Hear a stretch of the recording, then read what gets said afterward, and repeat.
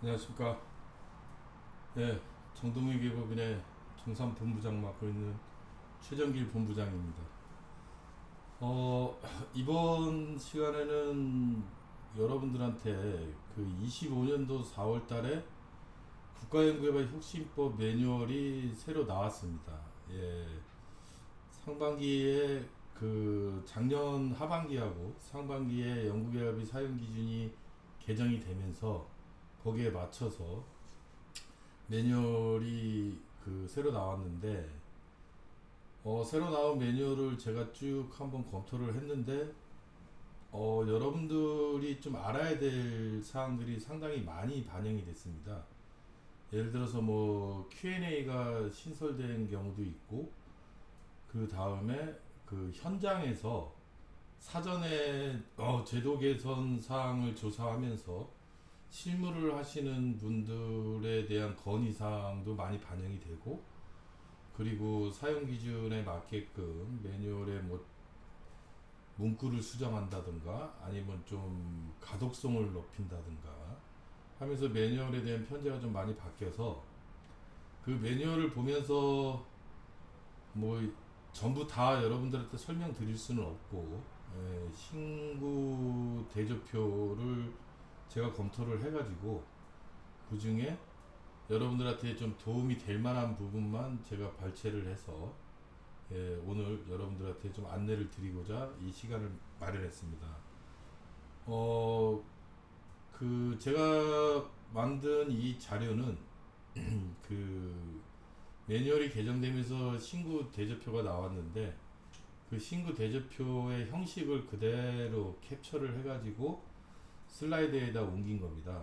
이걸 강의 자료 형식으로 만들면 또 우리가 정동회계법인에서 인위적으로 작업을 해야 되는데 이 작업을 하게 되면 마치 이게 그 매뉴얼에 있는 내용이 아니고 그 정동회계법인의 의견이 반영된 것처럼 또 오해도 받을 수 있고 해서 그냥 있는 그대로를 보여드리면서 설명을 하는 게 좋겠다 라는 생각에서 그대로 캡처를 해가지고 만들었고요. 아마 24년도 매뉴얼하고 비교 형식으로 좌측이 24년도 매뉴얼이고 우측이 25년도 매뉴얼입니다. 따라서 여러분들은 비교하면서 보면 더 보시기 편할 거고요. 아마도 연구비를 관리하고 연구비를 집행하시는 분들이 보면 도움이 많이 될 것이고, 저는 같이 한번 리마인드 차원에서 연구개발비 사용 기준에 이러이러한 규정이 있다라는 식으로 설명을 드리고, 그리고 이게 이렇게 바뀌었는데 이 바뀐 내용에 대한 해설을 해드린다든가 해석 및 취지 등을 설명을 드려서 여러분들이 이해하기 편하시게 그런 도움을 드리는 역할을 한다 이렇게 보시면 될 것 같아요. 전체는 약 한 39개 슬라이드로 제가 추렸는데 많은 내용이 바뀐 부분도 있지만 자구 수정이나 뭐 간단한 문구만 바뀐 것도 있기 때문에 본 강의는 제 생각으로는 러닝 타임으로 봤을 때 잘하면 1시간 이내에 끝날 가능성이 높고, 그 다음에 혹시 뭐 설명이 많이 필요한 부분이 있다면 그래도 1시간 내로 아마 진행이 될 것 같아서 이 유튜브를 보시는 분들이 크게 지루하지 않으실 거다라는 생각으로 하고 있습니다. 그럼 지금부터 이제 본격적으로 진행을 해보는데요. 자, 첫 번째는 우리 그 국가연구개발 사업의 대부분이 출연 사업이잖아요. 출연 사업이다 보니까 정부 지원 연구개발비가 있고 기관이 부담해야 될 연구개발비가 있잖아요. 그런데 기관이 부담해야 될 연구개발비는 연구개발 기관의 유형에 따라서 다르지 않습니까? 지금 보여지는 화면처럼 비영리기관, 중소기업, 중견기관, 공기업 및 대기업으로 나눠가지고 정부 지원 연구개발비의 비율과 기관이 부담해야 될 연구개발비의 비율, 그리고 기관이 부담해야 될 연구개발비 중에서 현금으로 부담해야 되는 비율이 각자 기관별로 틀립니다. 근데 이번에 개정을 하면서 초기 중견기업이라는 개념을 도입했습니다. 이 취지는 뭐냐면 우리가 중소기업으로 진행을 하다가 어떤 M&A 등으로 이루어졌을 때 중견기업으로 바뀌는 경우가 있습니다. 예, M&A를 합병 등으로 해서 외형이 커지면 중견기업으로 바뀌게 되는데, 그랬을 때 뭐 바로 중견기업이 바뀌었다고 해서 기존의 중견기업처럼 매출액이 뭐 크게 향상되거나 바로 즉각적인 효과가 나타나지 않음에도 불구하고, 단지 중소기업 기본법상에 보면 중견기업으로 편성이 됐다라고 해서 중견기업으로 적용받는 그런 불이익에 대한 불만들이 좀 덜어 있었습니다. 따라서 이번 매뉴얼에서는 중소기업과 중견기업 사이에 초기 중견기업이라고 해서, 초기 중견기업이 해당이 되면 중소기업하고 동일하게 적용됩니다. 네, 정부 지원금은 75% 이하고, 따라서 기간부담 연구개발비는 총 연구비의 25% 이상, 그 25% 범위 내에서 현금으로 부담해야 되는 비율은 10% 이상, 이렇게 중소기업하고 동일하게 하는데, 그럼 이 초기 중견기업에 대한 기준은 뭘로 갈 것이냐? 그게 바로 그 밑에 파란색으로 표시된 중견기업 성장 촉진 및 경쟁력 강화에 관한 특별법 시행령 제7조에 따라 갖고, 평균 매출액 등이 3천억 미만인 중견기업은 초기 중견기업으로 간주해서 중소기업과 동일한 기간부담 연구개발비를 부담하도록 이렇게 개정이 됐습니다. 초기 중견기업의 기간부담 연구개발 가이드라인이 또 본건 참고사항이 있으니, 본건이라고 하면 혁신법 매뉴얼을 의미하는 거겠죠. 25년도 4월에 발간된 그걸 참고하시면 될 것 같다. 따라서 특히 영리기관들, 영리기관들 중에 중소기업인데 우리 기업이 중견기업으로 좀 변할 것 같아 하는 경우에 관심을 가져주면 도움이 많이 될 것 같습니다. 자, 다음 개정사항은 영리기관만 한정된 사항이겠죠. 왜냐면 그 보통 비영리기관은 현물 부담을 하지 않기 때문에, 앞에서 보시는 것처럼 비영리기관은 원칙적으로 정부 지원 연구개발비가 100% 되어 있어요. 네, 따라서 기간부담 연구개발비가 없기 때문에 기간부담 연구개발비가 있어야지 그 기간부담 연구개발비 중에 일부를 현금으로 부담하고 일부를 현물로 부담하는 거잖아요. 그렇기 때문에 영리기업에 해당되는 경우에 이제 현물 부담이 나타나게 되는데, 그 현물 부담에 대해서 종전 매뉴얼에 그 문구가 참 이상한 문구가 있었어요. 그 왼쪽을 보게 되면 뭐라고 되어 있냐면, 연구개발 과제의 연구개발 기간 시작일 전 보유한 자산은 구입가로 현물로 계상한다라고 되어 있는데, 그렇다면 내가 내 돈으로 연구개발이 시작하기 전에 내가 구입한 거라면 구입가로 현물로 계상해서 그 구입가의 20% 이내까지 현물로 인정을 받으면 될 텐데, 부담 이행한 거로 보는 거죠. 그런데 내가 그러면 영리기관인데 내가 자체 생산한 거, 우리가 생산한 것도 현물 부담이 돼요. 내가 생산한 거는 현물 부담을 어떻게 해야 되느냐가 되게 모호했는데 이번에 그걸 명확하게 했죠. 따라서 오른쪽의 개정 내용을 보면, 자, 구입한 거는 구입가로 현물로 계상하고, 자체적으로 생산한 자산은 생산원가로 현물로 계상한다라는 내용인데, 구입한 거는 20% 이내로 현물로 계상하지만 생산한 거는 생산원가 전액을 인정해 줍니다. 예, 그 차이가 있다는 걸 좀 아시면 될 것 같고, 자, 그 다음에 그 밑에 단서 조항이 조금 바뀌었죠. 그 예전에는 다만 해놓고 직접 비중, 인건비, 연구시설 장비비, 연구재료비, 연구활동비의 기술 도입비는 연구개발비 사용 기준에 정하는 바에 따른다라고 이렇게 되어 있는데, 이 중에 기술 도입비 말고 소프트웨어 활용비를 추가해 줬어요. 네, 소프트웨어 활용비도 추가로 했다라는 걸 참고하시면 될 것 같습니다. 다음은 이제 그 우리가 연구비는 단계로 구성된 건 단계 기간이에요. 제가 앞으로 계속 기간, 연구 기간으로라고 칭할 때 단계로 구성되어 있는 건 단계 기간을 의미하는 거고, 단계로 구성되어 있지 않는 것은 총 연구 개발 기간을 의미하는 겁니다.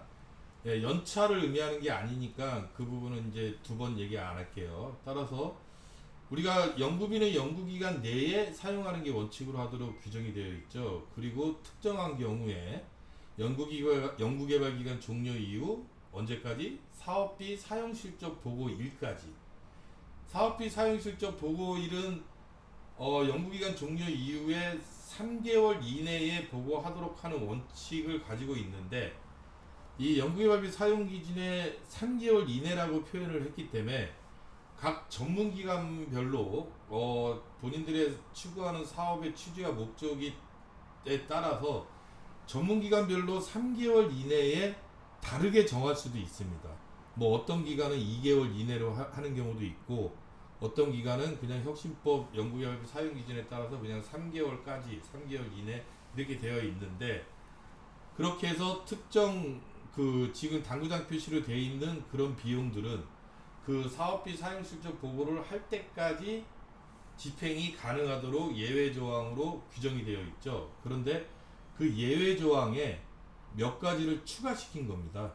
그 예외 조항은 간략하게 보면 뭐 보고서 발간 및 평가 관련 비용, 정산 수수료, 마지막 달의 공공요금, 제세공과금, 이것도 마지막 달의 제세공과금, 연구수당, 그 다음에 연구개발기간 종료 이전에 지출 원인 행위를 한 경우, 뭐 이런 식으로 해가지고 좀 정해놨는데, 거기에 시험 분석 결과서 발행 비용을 포함시킨 거예요. 따라서 과제기간 이전에, 연구기간 이전에 시험 분석 결과서를 의뢰만 하고, 시험 분석 결과 해주세요, 시험 분석 해주세요라고 의뢰만 하고 신청을 한 다음에 연구기간이 종료된 이후 그 비용은 사업비 사용 실적 보고를 할 때까지 집행을 해도 된다라는 걸 추가시킨 거예요. 예, 그리고 물론 뭐 24년도에도 있었는데, 이건 리마인드 차원에서 좀 하나 또 짚고 넘어갈 부분이 뭐냐면, 지출 원인 행위를 한 경우라고 되어 있는데, 이 지출 원인 행위에 대해서 명확하게 매뉴얼에서는 정의를 하고 있다라는 내용인데, 이 지출 원인 행위라는 건 목적사항을 다 이행하고 완료한 거를 말하는 겁니다. 내가 어떤 품목, 어떤 항목을 구입하거나 뭐 임차하거나 그 항목에 대한 연구비를 집행함에 있어서 어떤 목적이 있을 텐데, 그 목적사항을 다 이행해요. 뭐 검수까지 끝나고 모든 걸 다 이행한 거를 지출 원인 행위가 됐다라고 하고, 단순히 비용 집행만 연구기간 종료 이후 사업비 사용 실적 보고일까지 하는 것을 예외적으로 허용하겠다, 이렇게 내용인데, 이번 개정사항에서는 그 허용사항에 시험 분석 결과서 발행 비용을 포함했다라는 내용이고, 맨 밑에 당구장 표시로 한 이게 추가됐죠. 보통 사용 실적 보고는 3개월, 연구기간 종료 3개월 이내 하도록 되어 있는데, 이 사용 실적 보고에 의미하는 바가 뭐냐면, 우리는 이제 연구비를 쓸 목적으로 연구개발과 한 목적성이 있게 연구에 유관되게 연구비를 다 썼습니다. 다 썼기 때문에 이후부터는 연구비에 대해 추가로 집행할 내용이 없고, 연구비 집행에 대해서 마감을 했고, 이만큼은 이만큼 예산 대비 이만큼 사용함을 보고합니다. 따라서 이 사용 실적 보고를 시스템으로 하게 되면 그 이후부터 회계법인에서 정산이라는 행위가 시작되는 거예요. 따라서 어떻게 보면 실무적으로 사업비 사용 실적 보고는, 자, 우리는 이제 연구비에 대한 집행 행위를 다 마무리했으니 회계법인에서 정산 행위를 해주세요라고 하는 표현의 방법일 수도 있는데, 이 사업비 사용 실적 보고를 빨리 하는 경우도 있어요. 예, 빨리 하는 경우도 있는데, 이게 어떤 혼돈이 있었냐면, 이 문구가 없었을 때, 이 문구로 추가된 건 뭐냐면, 사업비 사용 실적 보고일은 연구개발 기관의 실제로 사용 실적 보고일과, 아니면 아까 제가 말씀드렸듯이 연구기간 종료일로부터 3개월이 지난 날 중 일찍 도래하는 날을 기준으로 한다라는 내용이에요. 이게 시사하는 바가 뭐냐면, 사용 실적 보고를 내가 3개월 전에 연구기간이 종료된 이후에 한 달이 지난 다음에 사용 실적 보고를 했어요. 그러면 위에 예외적으로 인정되는 뭐 정산 수수료나 공공요금 기타 등등 이 예외적으로 집행을 연구기간 종료 이후에 집행할 수 있는 이 예외 사항도 그 한 달, 그 사용 실적 보고를 하는 그때까지 인정된다는 거예요. 이게 되게 명확하지 않았기 때문에 간혹 가다 어떤 연구기관에서 뭐라고 주장을 했냐면, 아니 사용실적 보고에까지 사용이 허용된 비목은 사용실적 보고에까지 사용 가능함이라고 되어 있음에도 불구하고 이걸 잘못 해석해가지고 사업비 사용실적 보고는 연구기간 종료 3개월 이내까지 할 수 있지 않냐. 따라서 우리가 사용실적 보고를 했더라도 내가 미처 잘못 내가 이러이러한 비용 뭐 정산수수료나 공공요금, 제재공과금 뭐 이런 것들을 내가 보고를 했는데 누락시켰다 이거예요. 그래서 나는 아직 3개월이 지나지 않았기 때문에 그 비용을 3개월이 아직 안 지났으니까 쓸 수 있다. 이렇게 예외사항을 자의적으로 해석을 하는 경우가 되게 많았습니다. 그래서 그거를 현실화시키고 좀 명확하게 해달라고 우리가 요청을 했더니 이렇게 한 거죠. 사용실적 보고일 중에 3개월 중에 빠른 날짜, 즉 사용실적 보고 시점이죠. 그러니까 3개월보다 늦춰서는 보고하면 안 되는 거고요. 그럼 사용실적 보고했으면 그때까지 이 예외를 허용한 거다. 뭐 그 이후에 3개월이 도래라는 기간이 남았더라도 그걸 얘기하는 게 아니다. 라고 명확하게 해설을 해준 겁니다. 예, 이 부분을 꼭 참고하시면 될 것 같고요. 자, 다음은 이제 매뉴얼에서 그 Q&A에 대한 내용이 몇 가지 추가된 게 있는데, 그거를 개정 사유에는 이렇게 나왔어요. 자주 묻는 질의사항을 반영했다. 이렇게 내용이 나왔는데, 이 자주 묻는 질의사항을 반영한 거에 대한 원천은 아이리스의 조문 해석을 자주 요청하는 사항이거나 아니면 현업에서 실무를 하고 있는 회계법인들로부터 제도 개선안을 공청 비슷하게 해서 저희한테도 받아요. 네, 그걸 받아서 우리가 연구기관 즉 수행기관들한테 자주 질문이 오는 내용들을 이렇게 써서 제출을 하거든요. 그런 것들 중에 일부 매뉴얼에 실어야겠다라고 판단되는 것을 아마 과기부 혁신본부에서는 선정을 해서 신설 Q&A로 담지 않았나 이렇게 생각을 하고 있습니다. 여러분도 그렇게 이해하시면 될 것 같고요. 자, 이거를 이제 그 신규 조문 대조표를 그대로 캡처를 해오다 보니까 글씨를 파란색으로 했는데 바탕을 주는 바람에 잘 안 보여요. 예, 근데 저희가 이거를 수정을 안 하고 그대로 캡처하다 보니까 아마 잘 안 보여도 좀 양해를 바라고요. 자, 첫 번째 신설된 건 이거예요. 내부 거래 중 단독 판매처 등의 정당한 사유로 중앙행정기관의 장이 인정할 수 있는 경우로 무엇이 있습니까? 라고 되어 있는데, 이게 국가연구개발 사유기준 공통계산기준 및 인정기준에 내부거래라고 칭하면서 내부거래 및 수행기관 간의 거래는 하면 안 된다 라고 되어 있죠. 그리고 나서 예외조항에 몇 가지 이 항목을 좀 정해놓은 게 있어요. 예외조항에 정해놓고 뭐 예를 들어서 뭐 그 비영리 기관에 공동으로 구축한 연구시설 장비에 대한 이용료, 그 다음에 뭐 그 어떤 뭐 매점 창고 형식으로 중앙에서 판매하는 경우 뭐 기타 예외사항이 몇 가지 있잖아요. 그리고 예외사항이 몇 가지 있으면서 맨 마지막에 뭐라고 표현이 되어 있냐면 바로 이런 거예요. 내부 거래 중 단독 판매처 등의 정당한 사유가 있어서 중앙행정기관의 장이 인정한 경우에는 내부 거래로 보지 않겠다 라는 그 예외 조항이 있는데, 그 예외 조항 중에 그러면 단독 판매처 등의 정당한 사유를 어디까지 봐줄 거냐가 되게 악의가 많았습니다. 이 정당한 사유를 소명하기도 되게 힘들고, 그래서 그 부분에 대해서 매뉴얼에서 좀 예를 들어서 그 유의적으로, 그러니까 뉘앙스로 여러분들이 해석하기 편하게 취지나 기타 등등의 답을 준 겁니다. 그래서 그 매뉴얼에는 어떻게 기재가 되어 있냐면, 이 단독 판매처 등의 정당한 사유라 하면 이렇게 해놨어요. 일단은 첫 번째, 국가연구개발사업 연구개발비 사용기준 제21조 제4항 제5호의 취지는 내부거래입니다. 이 내용이 연구개발비 사용이 연구개발과제 수행과 직접 관련성이 있음에도 불구하고 내부거래로 인하여 연구개발비가 비효율적으로 사용되는 것을 방지하기 위함이다 라는 거예요. 즉 연구개발기관의 과도한 이익 추구 등을 예방하기 위해서 내부거래를 하지 말라는 겁니다.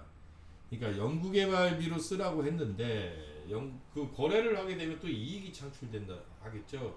그냥 무상으로 거래하지 않을 테니까. 그러면 연구개발비로 지원해준 돈이 또 다른 이익 창출이 되잖아요. 예, 그런 거를 방지하기 위해서 내부 거래를 하지 말아라 라는 부분이 있는데, 그리고 나서 따라서 내부 거래로 인한 연구개발비 사용의 비효율성 측면에서 문제가 되지 않음을 입증할 수 있는 거래에 대해서는 폭넓게 중앙행정기관의 장이 인정을 받을 수 있다 라고 가이드를 준 겁니다.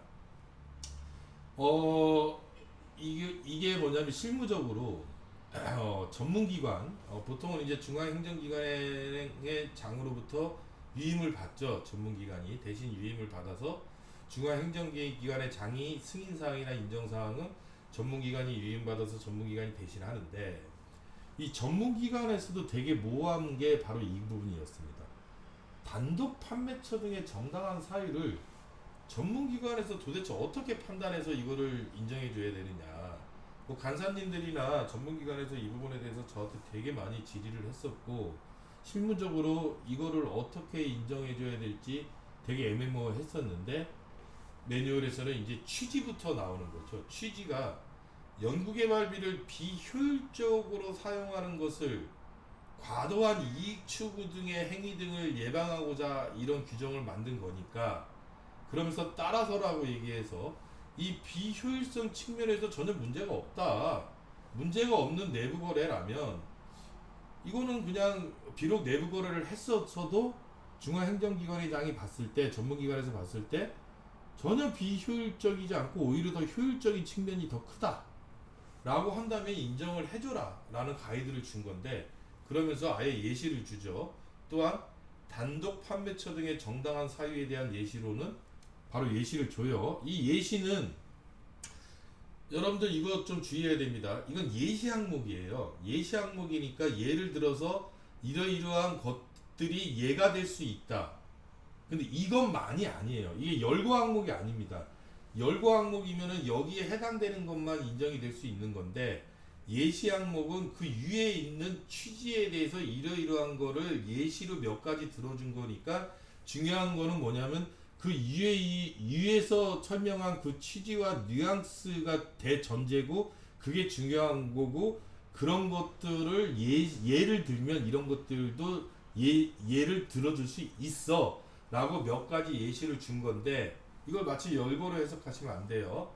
그 예시 중에 대표적인 게 두 가지 정도를 준 건데, 이게 한 가지가 뭐냐면, 연구개발기관 내부 또는 계열사 등이 단독 판매처인 경우 외에도, 뭐 단독 판매처를 입증하면 뭐 이거 더할 나위 없겠지만, 이 외에도 혹시라도 보안 및 기밀 유지가 필요한 경우, 그러니까 아주 이 거래 행위에 대해서는 타인이 절대 알면 안 돼요. 이 품목에 대해서는. 따라서 보안하고 기밀이 철저히 필요하기 때문에 우리가 비록 수행기관이거나 아니면 내부 거래에 해당이 되는 기관 간의 거래, 뭐 우리 계열사가 될 수도 있겠죠. 그럼에도 불구하고 단독 판매차가 아니야. 근데 이 거래에 대한 품목, 이 내용은 정말 보안이 필요하고 기밀이 필요해서 다른 데하고 거래할 수가 없어. 그런 경우에는 앞에서 말한 뭐 비효율성, 뭐 과도한 이익을 추구하려고 하는 행위라기보다는 보안 및 기밀 때문에 불가피하게 거래할 수밖에 없음이 더 크잖아요. 그런 거를 정당한 사유로 봐줄 수 있다. 이런 경우. 그러니까 이런 뉘앙스로 보란 얘기입니다. 예, 그렇게도 있고, 그 다음에 또 한 가지가 뭐냐면, 경제적 측면에서 외부에서 동등한 제품 및 서비스가 있어요. 내부 거래 말고 우리 수행기관 간 또는 뭐 우리 계열사 말고도 밖에서도 얼마든지 판매를 해요. 같은 거를. 그런데 비용이 단대가 훨씬 비싸. 예를 들어서 우리 뭐 공동기관하고 거래를 하면은 훨씬 비용이 쌀 수도 있어요. 그리고 이 납기가 불확실한 경우라고 하는데, 이건 뭐냐면 제가 사례로 설명을 드릴게요. 뭐 이런 거는 제약회사에서 제 실내 사례인데, 과거에 내부 거래로 적출한 사례인데, 땡땡 제약회사에서 특정 약품을 운송할 때 내부에서 엄청나게 어떤 장치가 있는 탑차 같은 거를 이용해서 우리 코로나 그 코로나 백신 같은 거 운송할 때 일반 트럭에 운송하지 않잖아요. 특별한 장치가 필요한 그런 차량에다가 운반을 하고자 하고, 그리고 필요할 때 바로바로 막 움직일 수 있게끔 핸들링이 돼야 되는 그런 필요성이 있잖아요. 그래서 그 제약회사는 그런 자기네 계열사에서 그런 장치를 갖고 있는 운송회사를 운영하고 있다는 겁니다. 그런데 그 제약회사가 그 계열사하고 거래를 해서 내부 거래로 적출이 됐어요. 근데 그쪽에서는 어떻게 주장을 했냐면, 이거는 특정 장치에 대한 커스터마이징이 된 장치에 대한 운송 수단이 필요하고, 더 중요한 건 뭐냐면, 우리가 예를 들어서 코로나 백신을 만들고 있는데 어떤 특별한 약품이 필요했을 때 뭐 밤 새벽에도 필요하면 그때 와야 되고, 당장 내일 모레 실험을 해야 된다 그러면 내일 모레까지 배달이 와야 되는데, 예를 들어서 자기들이 직접 핸들링 할 수 있는, 그러니까 내부 거래가 되는 거잖아요. 계열사 같은 경우는 얼마든지 핸들링 할 수가 있잖아요. 그런 기관이 아니고 그냥 일반적인 외부 기관을 쓰게 되면 자기네들 스케줄이 있어서 뭐 그때 일정이 안 맞습니다. 그래서 납기를 지키지 못하는 사례가 되게 많으면 이쪽에서 제약 실험을 하거나 약품을 만들 때 큰 문제가 생긴다는 거죠. 그래서 여기랑 거래할 수밖에 없었다라고 주장을 했었어요. 그런데 지금 보여지는 매뉴얼처럼 그때 당시에는 이러이러한 예시가 없었기 때문에 그때도 그게 과연 정당한 사유에 해당이 되는 건지 해당하지 않는 건지 되게 모호했습니다. 예, 결과는 제가 알려드릴 수 없고요.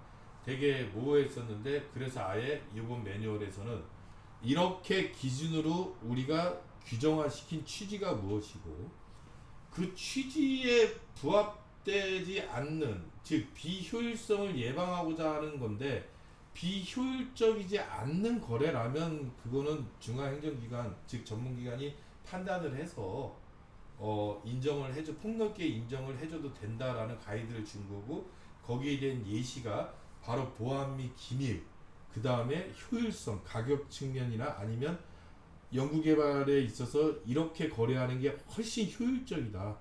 그러면 효율적이면 비효율적인 거를 방지하고자 하는 규정이니까 효율적으로 하겠다고 하는 것까지 규정해서 막을 수 필요는 없잖아요. 예, 그래서 그런 것들은 예외적으로 인정해 준다. 라는 것을 Q&A에다가 담았습니다. 이 부분에 대해서 제가 좀 시간을 할애해서 여러분들한테 자세히 설명드린 이유가 뭐냐면, 이게 상당히 비일비재하게 나타나고 있으면서 여태까지 명확한 근거나 해석에 대한 내용이 없다 보니까 뭐 갑론을박이 되게 많았습니다. 그리고 실무적으로 업무를 해보면 뭐 상시 점검이나 정산 과정에서 그 정상 기관과 연구기관 간에 악의가 되게 많이 일어났던 건이었습니다. 연구기관 입장에서는 정말로 이렇게 주장하는 경우가 사례가 되게 많았어요. 특히 교수님들 같은 경우에 왜 공동기관하고 내가 거래할 수밖에 없었냐, 이 공동기관과의 거래를 하게 되면 내가 가격을 훨씬 저렴하게 구입할 수도 있고, 그 다음에 내가 필요한 시점에 적절하게 납기를 받을 수 있는 장점이 있어서 나라는 거래를 했는데, 이게 정당하지 않으면 과연 뭐가 정당한 거냐라고 그렇게 항변을 하신 교수님들도 예전에 있었습니다.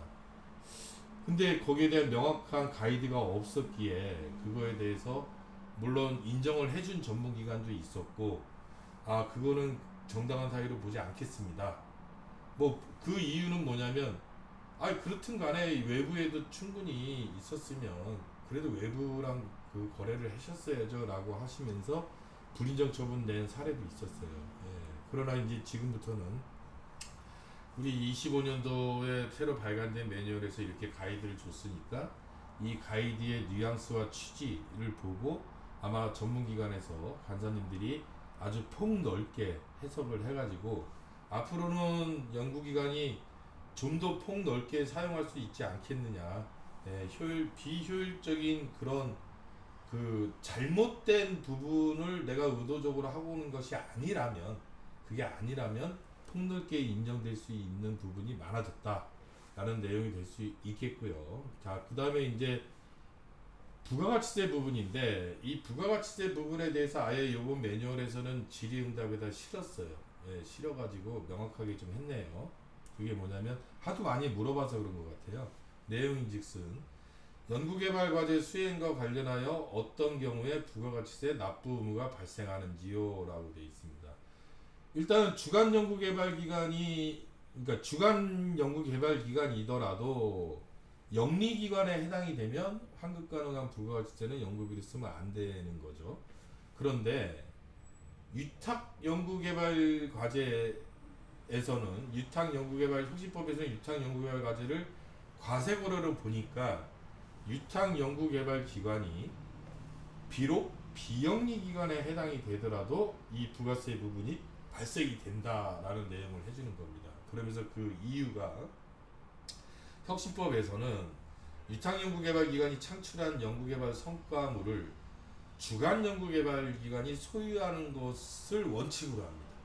원칙으로 하기 때문에 위탁연구개발 과제의 경우 부가가치세 부과대상으로 본다 라고 아예 명확하게 해주고요. 또한 혁신법 제16조 제3항에 따라 연구개발 성과를 국가 소유로 하는 경우에 연구개발 과제의 경우도 부가가치세 부과대상입니다.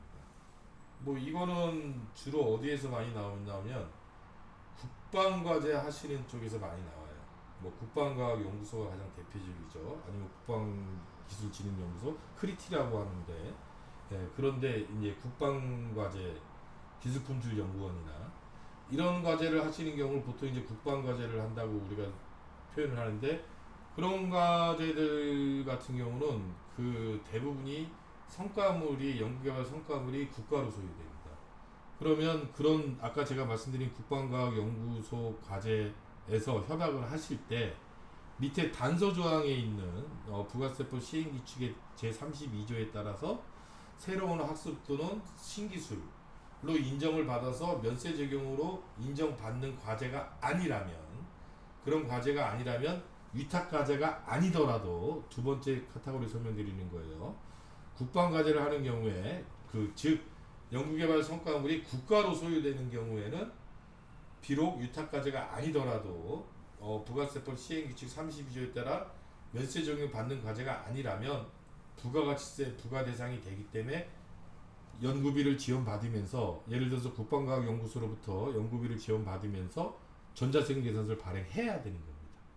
그거에 대해서 뭐 저희한테 질문을 했을 때 제가 설명을 자주 해줬었는데 그거를 이제 매뉴얼에다 아예 실은 거죠. 매뉴얼에 실어가지고 이제 모든 기관들이 연구개발 성과물이 뭐 어떤 수행기관에 뭐 위탁까지는 주관기관에 속하는 거니까 이건 수행기관에 속하는 거잖아요.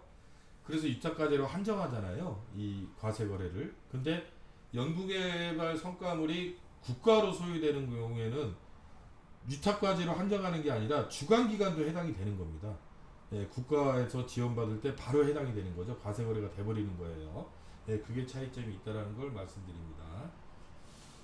자, 다음은 이제 우리 현금 계상 현금 인건비 가능 범위, 인건비 중에 현금 계상 범위죠. 이 현금 계상 범위에서 아이리스 질의응답에 계속적으로 많이 올렸어요. 이거를 많이 올리고 그 아이리스에서도 조문 해석을 다 해드렸고 뭐 제가 유튜브에다 별도로 조문 해설 강의도 해놓고 했었는데 그러면서 25년도 연구개발비 사용기준을 아예 개정하면서 사용기준에다가 이걸 아예 기재를 해버렸습니다. 기재를 함과 동시에 그리고 나서 매뉴얼을 개정하면서 매뉴얼에도 추가로 기재한 사항이 뭐냐면 바로 자 내가 비영리 기관인 경우에요. 내가 비영리 기관인 경우에 기존에는 그렇게 되어 있었죠. 비영리 기관인 경우에 가능 항목은 뭐 14조 2항이 적용받지 않고 17조 적용받는 뭐 겸임교원 또는 초빙교원 등이 현금 계상이 가능한데 불가능이 더 중요하죠. 불가능이 더 중요해서 고등교육부 14조 2항에 따른 교원에 해당되는 분이거나 아니면 국가 또는 지방자치단체가 직접 설립하여 운영하는 연구개발기관에 소속된 공무원에 대해서는 현금 인건비 계상이 불가하다 라고까지만 해놨더니 되게 애매모호한 것이 외부 인건비에서 많이 나옵니다. 이 비영리기관, 내가 비영리기관인데 지금 연구를 해요. 내가 주관기관이에요. 비영리기관인데 외부 인건비에 대해서 명확하지 않으니까 외부 인건비 대상자를 어디서 모시고 오냐면 영리기관 소속 임직원. 여기서 말하는 임직원은 기존 인력입니다. 신규 인력이 아니에요. 영리기관 소속 기존 인력을 외부 인건비 대상자로 참여를 시켜요. 외부 참여 연구원으로. 그러면서 현금 인건비로 계상을 합니다. 근데 이거는 안 됩니다라고 했더니 뭐 몇몇 전문기관에서도 해석을 잘못해가지고 이게 왜 안 되냐. 이건 왜냐면 외부 참여 연구원에 대해서는 현금 인건비 계상이 가능하다라고 규정되어 있지 않냐. 근데 이게 왜 안 된다고 하냐라고 하면서 인정을 해주는 전문기관들도 있었어요. 그 현금이 계상이 가능하다고 한 건 뭐냐면 외부 참여 연구원에 대해서도 현금 계상이 가능한 경우에는 현금도 된다라는 뜻인데 무조건 현금이 된다라고 생각을 해가지고 영리기관 소속 임직원은 기존 인력은 현금 계상이 안 되지 않습니까? 특별하게 예를 들어서 중앙행정기관의 장이 인정하는 경우 몇 가지 있잖아요. 뭐 전문 연구개발 서비스업자로 등록돼 있거나 이렇게 중앙행정기관의 장이 별도로 현금 계상을 인정하는 경우가 아니라면 기존 인력은 현금 계상 자체가 안 돼요. 그러면 비영리기관의 외부 참여 연구원으로 들어와도 영리기관 소속 기존 인력이라면 현금 계상이 안 됐어야 되는 거예요. 저는 안 된다고 계속 주장을 했고요. 그런데 그거를 해석을 잘못해가지고 이게 왜 안 되냐라고 해서 그게 되게 갑론을박이 많았습니다. 예, 그래서 이번 매뉴얼에 아예 그걸 실어준 겁니다. 뭐라고? 내가 비영리기관이 연구기관이에요. 지금 비영리기관이 연구기관인데 외부에 참여하는 연구원이 타기관의 영리기관 소속 기준 인력이면 현금 인건비 계상이 불가하다. 예, 그러니까 내부 인건비에 현금 계상 가능했을 때 외부 인건비도 현금 계상이 가능한 거다. 아예 못을 이제 치러줬어요 매뉴얼에다가. 이거는 사용 기준에도 아예 개정을 해줬습니다. 그러니까 이제 앞으로는 갑론을박이 없어진 거죠. 예, 이거는 매우 중요한 부분이기 때문에 여러분들한테 큰 도움이 될 텐데 꼭 참고하십시오. 예. 자, 다음은 어떤 내용이냐면 외부 인건비 대상자에 대해서 그 외부 참여 연구원에 대해서 외부 인건비를 지급할 때 하는 그 다른 기관에 소속되어 있는 경우에는 그 기관에 그 외부 참여 연구자가 소속되어 있는 기관에다 어떤 사항들을 통보해야 돼요. 통보를 해야 되는데 인건비를 지급할 때 그 통보 대상이 작년까지는 내가 인건비를 계상할 때 얼마를 계상했다. 외부 참여 연구자, 우리가 외부로 참여시켰는데 이 사람에 대한 인건비를 얼마를 계상했다라고 금액하고 인건비 계상률을 몇 프로 했다라는 그 계상률까지 통보를 했습니다. 근데 개정안에서는 계상률이 빠졌어요. 네, 따라서 외부 인건비로 계상한 금액만 그 연구자가 소속되어 있는 기관 또는 단체에다 통보를 하면 된다라는 내용으로 바뀌었고요. 예, 그 다음에 밑에 있는 내용은 뭐냐면 100%를 인건비 계상률을 100%를 초과할 수 있는 기관, 예, 그게 130%까지 인정되는 기관이죠.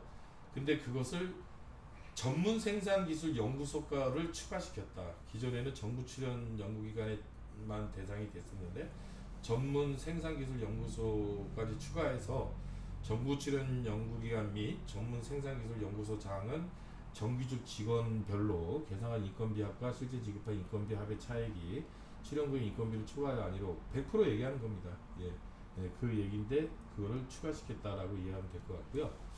다음은 이제 지금 보여드린 슬라이드는 뭐 인건비에 대한 증빙 자료만 보여지고 있지만 뒤에 가면 계속 나옵니다. 각 세목별로 혁신법 매뉴얼에 보면 적격 증명 자료가 있잖아요.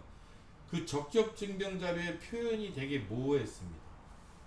표현이 모호해서 실무적으로 했을 때 이게 또 악의가 되게 발생되는 원인이 있었어요. 그 어떤 식의 원인이 있었냐면 어떤 연구기관에서는 나는 혁신법 매뉴얼에 있는 증명 자료를 다 업로드 시켰고 제시를 했다. 근데 왜 회계법인에서 자꾸 추가를 요청하냐. 이 추가 당신이 요청하는 이 추가 증명 자료가 매뉴얼에 적격 증명 자료 리스트에 있지도 않다. 그럼 내가 이거를 제시할 이유가 뭐가 있냐? 뭐 이런 식으로 제출을 거부하는 경우가 좀 덜어 있었습니다. 그런 부분에 대해서 이번 25년도 매뉴얼에 충분하게 좀 추가해서 필요한 부분, 즉 정산에 필요하다고 생각되는 증명 자료를 많이 추가시켰다. 이렇게 이해하면 될 것 같은데 하나씩 보도록 할게요. 제가 비교식으로 설명할 수는 없고 우측에 있는 25년도 개정 내용을 보면서 설명을 하면서 해설이 필요한 부분에 해설을 해드리도록 하겠습니다. 자, 내부 인건비 첫 번째 이제 참여 연구자 현황표를 제출하도록 되어 있는데 뭐 기존에는 뭐 연구자명 참여기간 인건비 계상률 또는 미지급 인건비 계상률 뭐 변경사항 등을 포함하도록 되어 있는데 그러다 보니까 요것만 딱 쓰고 중요한 게 뭐냐면 집행 구분이 중요하죠. 이 참여 연구자가 현물 대상이냐 현금 대상이냐 미지급 인건비 대상이냐를 꼭 구분해서 표기를 해줘야 되는데 그걸 많이 빠뜨렸어요. 그래서 요번에 추가된 게 뭐냐면 참여 연구원 현황표에 집행 구분에 현물 대상인지 현금 인건비 대상인지 미지급 인건비 대상인지 구분해서 써달라 라는 게 추가됐고요. 자, 그 다음에 급여 명세서를 제출하는데 참여 연구자 개인급여 4대 보험 기간부담금 금액 퇴직급여 충당금 산출 내역을 확인할 수 있는 자료도 추가해서 제출을 해라 라는 겁니다. 왜냐하면 4대 보험 계산도 우리가 확인을 해야 돼요. 퇴직금도 적절한지 확인을 해야 되는데 급여 명세에서는 이게 안 나타납니다. 이게 안 나타나고 더불어 급여대장 같은 경우도 안 나타나요. 그리고 그냥 금액만 나타나요. 금액만 나타나게 되면 이 금액이 맞은지 안 맞은지를 우리가 검증해야 되는데 이 금액만 나타나는 것만 제출했다고 그러면 이 산출 내역을 확인할 수 있는 원시 데이터가 있어야 될 거 아닙니까? 이 원 데이터를 봐야지만 우리가 재계산을 해보죠. 그래서 이 금액이 태충인 금액이 맞냐 4대 보험이 맞는 거냐를 확인하는데 그걸 달라고 했을 때 증빙이 열거된 게 없었다. 그래서 안 주겠다 라고 했었던 경우가 되게 많았는데 그거를 이번에 매뉴얼에다 실었습니다. 그 다음에 계좌이체 증명에서도 펀뱅킹 사용자가 많아졌죠. 따라서 펀뱅킹 사용 기간인 경우 내부 시스템 이체 완료 확인증으로 가름할 수 있다. 예, 꼭 성공 확인증이 아니더라도 내부 시스템이나 펀뱅킹 사용 기간인 경우 내부 시스템의 이체 완료 확인증으로 충분히 계좌이체 증명으로 가름해주겠다라는 내용인데 그때 중요한 건 뭐냐면 수취인 예금주 명과 수취인 예금 계좌번호가 꼭 확인 가능해야 됩니다. 예, 그 계좌번호와 수취인 예금주 명이 꼭 확인 가능해야 되고요. 그 다음에 비영리 기관의 경우 참여 연구자의 원천징수 영수증과 급여 명세서 금액이 동일한 경우에는 계좌이체 증명 제출을 생략할 수 있다. 이 부분도 실무적으로 편의를 도모하기 위해서 추가를 해줬다라는 내용이고요. 자, 그 다음에 이제 우리가 신규 채용자냐 아니냐라고 해서 건강보험 자격증 확인사로서 직장가입자로 자격을 득한 날짜를 확인하잖아요. 따라서 영리기관인 경우에 신규 채용 참여 연구자에 한해서 건강보험 자격증 확인서를 진구합니다. 요청을 하는데 이거를 꼭 건강보험 자격증 확인서가 아니더라도 4대 보험 사업장 4대 보험 가입 내역 확인서로도 가름할 수 있다라는 내용인데 이거는 아마 뭐 때문에 이렇게 추가된 거냐면 실무적으로 어떤 연구원이 재직을 하고 있다가 연구기간 중에 퇴사를 해요. 퇴사를 했는데 이 사람이 해당 과제만을 위해서 참여시키기 위해서 신규로 채용한 사람이에요. 신규로 채용한 사람이다 보니까 신규 채용한 사람이 퇴사할 수 있잖아요. 그 사람이 퇴사했는데 정산은 퇴사한 뒤에 한참 뒤에 받잖아요. 단계 정산이다 보니까. 그랬을 때 건강보험 자격증 확인서를 주세요. 그러면 건강보험 자격증 확인서는 본인만 끊을 수 있어요. 그러면 그 퇴사자한테 전화를 해가지고 야, 너 이때 우리 가입 과제에 참여했으니까 건강보험 자격증 확인서 좀 끊어줘라. 이게 얼마나 참 모호한 상황입니까? 따라서 사업장 4대 보험 가입 내역서로 확인하면 충분히 될 수도 있을 텐데 이게 실무적으로 그래서 아예 매뉴얼에서 명확하게 해준 겁니다. 사업장 4대 보험 가입 내역서로도 건강보험 왜? 이 사람이 직장 가입자인지 아닌지를 확인하는 게 목적이에요. 그리고 언제 자격을 득했는지 그 날짜 확인하는 게 목적이지 뭐 건강보험 자격증 확인서로서만 확인할 수 있는 게 아니고 사업장 4대 보험 가입 내역 확인서로도 충분히 확인이 내가 확인하고자 하는 목적을 달성할 수 있다면 그 서류가 안 될 이유가 없지 않습니까? 따라서 사업장 4대 보험 가입 내역 확인서로도 가능하다라는 내용인 겁니다.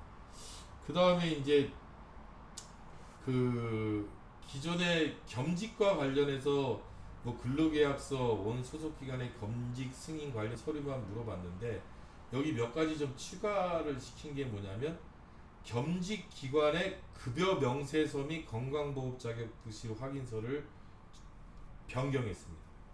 그리고 나서 아예 정의를 내렸어요. 겸직이라 하면 근로기준법에 따라 참여 연구자가 여러 기관과 근로계약을 체결했을 때 겸직으로 보는 겁니다. 내가 말만 겸직이야.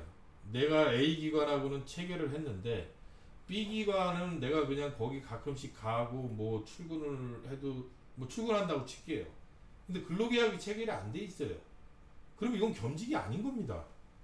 따라서 겸직은 근로계약이 체결된 걸 겸직으로 보는 거기 때문에 겸직인 경우에 근로계약을 또 볼 필요가 없다. 근데 그 겸직인 경우에 저쪽 급여를 알아야 됩니다.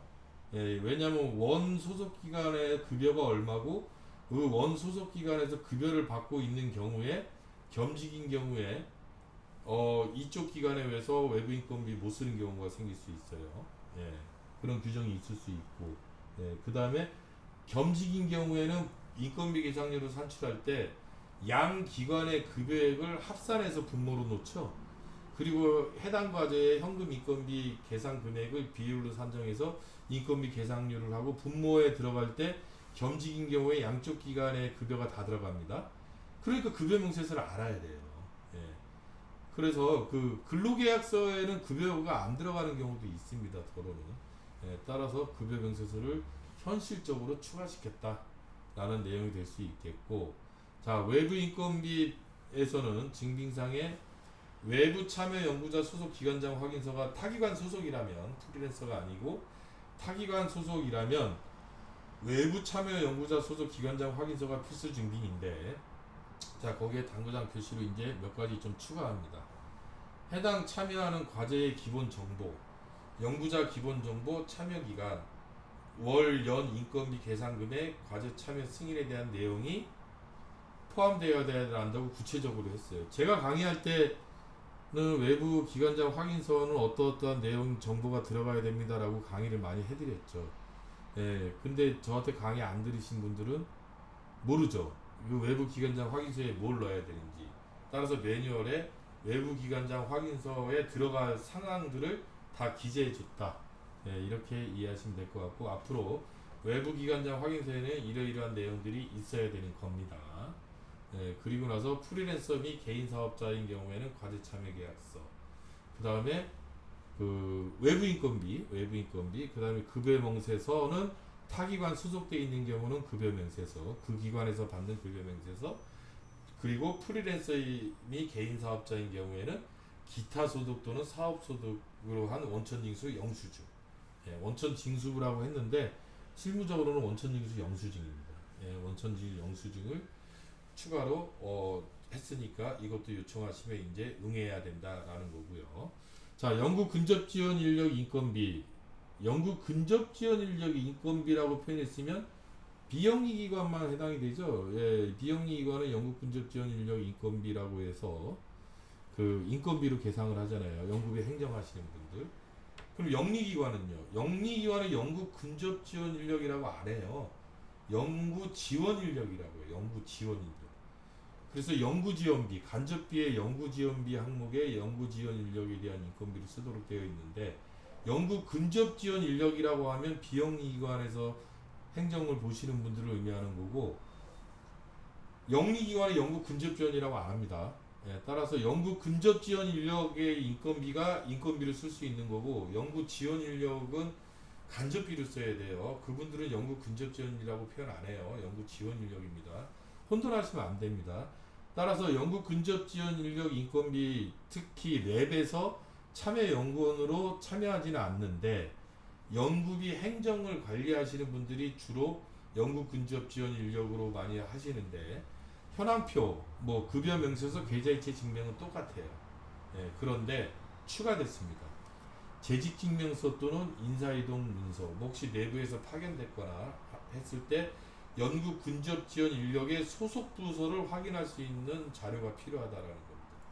왜 그러냐면 연구 근접 지원 인력이라고 해가지고 인건비를 계상했는데 딱 봤는데 이 사람이 어디 소속인지를 모르겠는 거예요. 예. 연구 근접 지원 인력이면 일단 우리 소속이어야 되는데,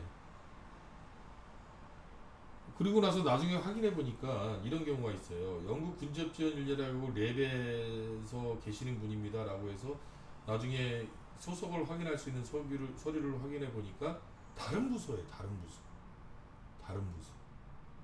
예, 다른 부서인데, 그러면 내부 파견된 인사이동 공문이나 내부 파견된 문서가 있어야 되겠다는 거예요. 예, 이게 실무적으로 이런 문제가 아주 많이 발생이 됐고, 아니면 재직증명서로 확인했는데 아예 그 기관 소속이 아닌 경우도 나타났습니다. 아예 타기관 소속을 연구 근접 지원 인력으로 쓰더라고요. 그런 경우가 나타났기 때문에 재직증명서 이런 것들이 필수 증빙으로 들어갔다, 이렇게 이해하시면 될 것 같고요. 자, 그 다음에 이제 그 Q&A가 또 추가됐죠. 예, Q&A가 추가된 게 이게 뭐냐면, 혁신법 시행령이 24년도에 바뀌고, 그 다음에 25년도에 시행령에 따라가지고 연구개발비 사용기준이 바뀌었어요. 예, 아마 3월 6일자로 바뀐 것 같은데, 예, 최종적으로, 예, 바뀌었는데, 그 바뀐 거에 따라서 매뉴얼에 Q&A가 추가된 겁니다. 그게 뭐냐면, 참여 연구자가 육아휴직에 들어가는 경우, 육아휴직 기간 동안에 4대 보험 기간 부담금과 퇴직급여 충당금은 간접비로 계산할 수 있는지요? 라고 되어 있는데, 사용 기준에서는 이런 경우에 간접비에 인력 지원비로 쓰도록 되어 있습니다. 인력 지원비로 쓰도록 개정이 됐으니까 거기에 맞춰서 매뉴얼에 Q&A를 달아준 거고, 그래서 답은 뭐냐면 참여 연구자 가로 열고 연구 지원 인력 포함한다. 예, 이렇게 돼 있어요. 연구 지원 인력, 영리기관인 경우 연구 지원 인력이잖아요. 예, 그리고 나서 당구장 표시가 돼 있는데, 그 당구장 표시에 바로 볼게요. 뭐라고 돼 있냐면, 영리기관인 경우에는 현금으로 인건비를 계상한 참여 연구자 또는 연구 지원 인력에 한한다. 현물은 대상이 안 된다는 겁니다. 영리기관인 경우에. 그러면 비영리기관은 왜 표시를 안 해요? 비영리기관 현물이 없으니까. 예, 현물이 없으니까. 그러니까 아예 영리기관인 경우에 영리기관에 현금과 현물이 있잖아요. 따라서 현물 대상은 간접비로도 안 해주겠다. 중요한 내용이에요. 간접비로 안 해주겠다. 영리기관인 경우에 현금으로 인건비를 계상했는데 연구 근접 지원이라고 안 하잖아요. 연구 지원 인력이라고 그러죠. 연구 지원 인력. 아까 제가 그랬죠. 행정 업무 보시는 분들입니다.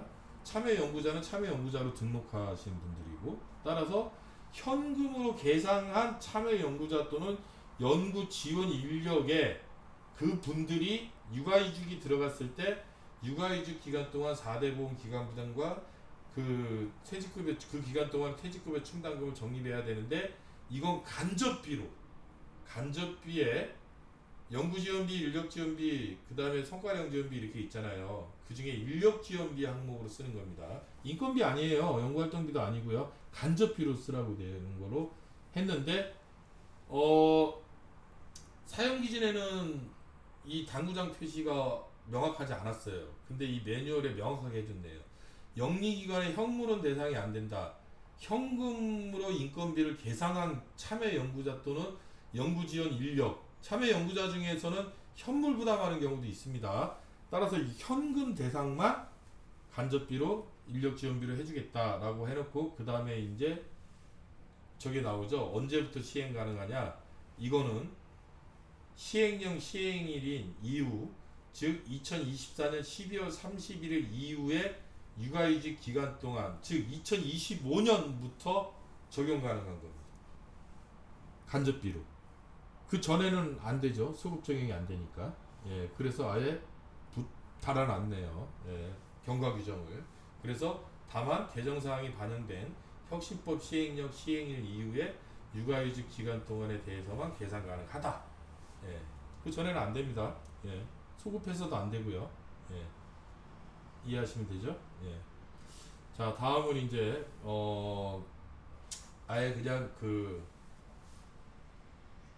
Q&A, 예, Q&A가 좀 바뀌었어요. 예, Q&A가 바뀌었는데 이게 아까 말하는 그 영리기관 소속 임직원이 감론 을박 때문에 아예 그 모호했던 부분을 명확하게 해준 겁니다. 어떻게 명확하게 해줬냐면, 자, 원 소속 기관에서 인건비를 지급받고 있는 자가 연구개발 과제에 참여 연구자로 참여할 경우 참여 연구자에 대한 인건비를 현금으로 계상할 수 있는지요? 그러고 나니까 답변을 어떻게 해줬냐면, 연구개발 기관이 출연연 대학 등 비영리 기관인 경우, 내가 지금 연구기관인데 내가 비영리 기관이더라도, 그러니까 거의 이건 외부 인건비 대상자예요. 예, 외부 인건비 대상자인 경우죠. 외부 인건비 대상자인 경우, 내가 비영리 기관인데 외부 인건비를 활용하려고 그래. 외부 참여 연구자를. 그랬을 때 내가 비영리 기관이더라도 원 소속 기관으로부터, 외부 참여 연구원의 원 소속 기관이 있는 경우 원 소속 기관으로부터 인건비를 지급받고 있는 연구자가 공무원 또는 고등교육법 제14조 2항에 따른 교원 또는 영리기관 소속 임직원인 경우에는 연구개발비에서 내가 비록 비영리기관이더라도 인건비를 현금으로 계상할 수 없다. 예, 라고 얘기해주고, 그 다음에 당구장 표시로 뭐라고 합니까?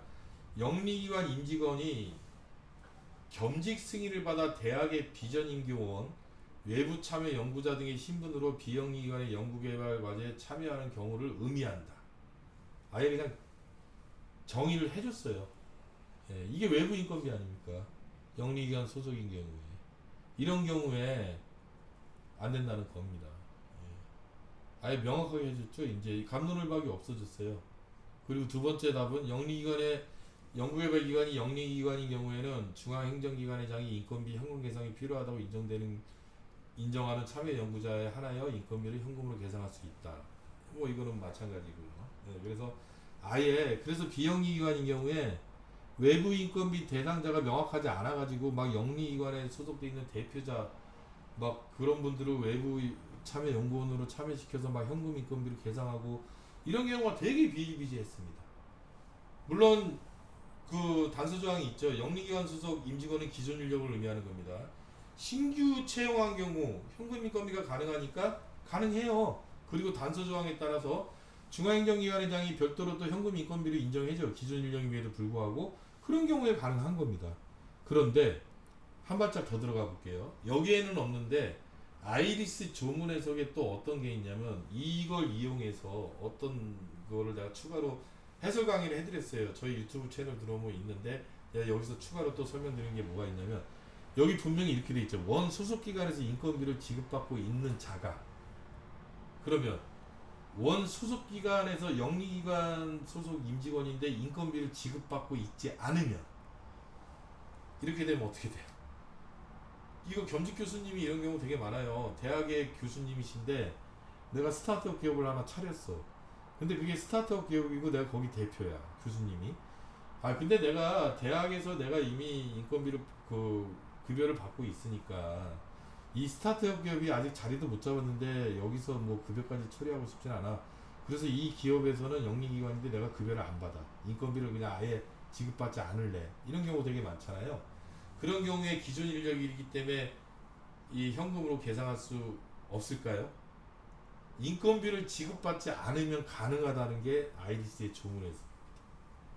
지급받으면 안 돼요. 예. 그러면 100%냐 100% 아니냐,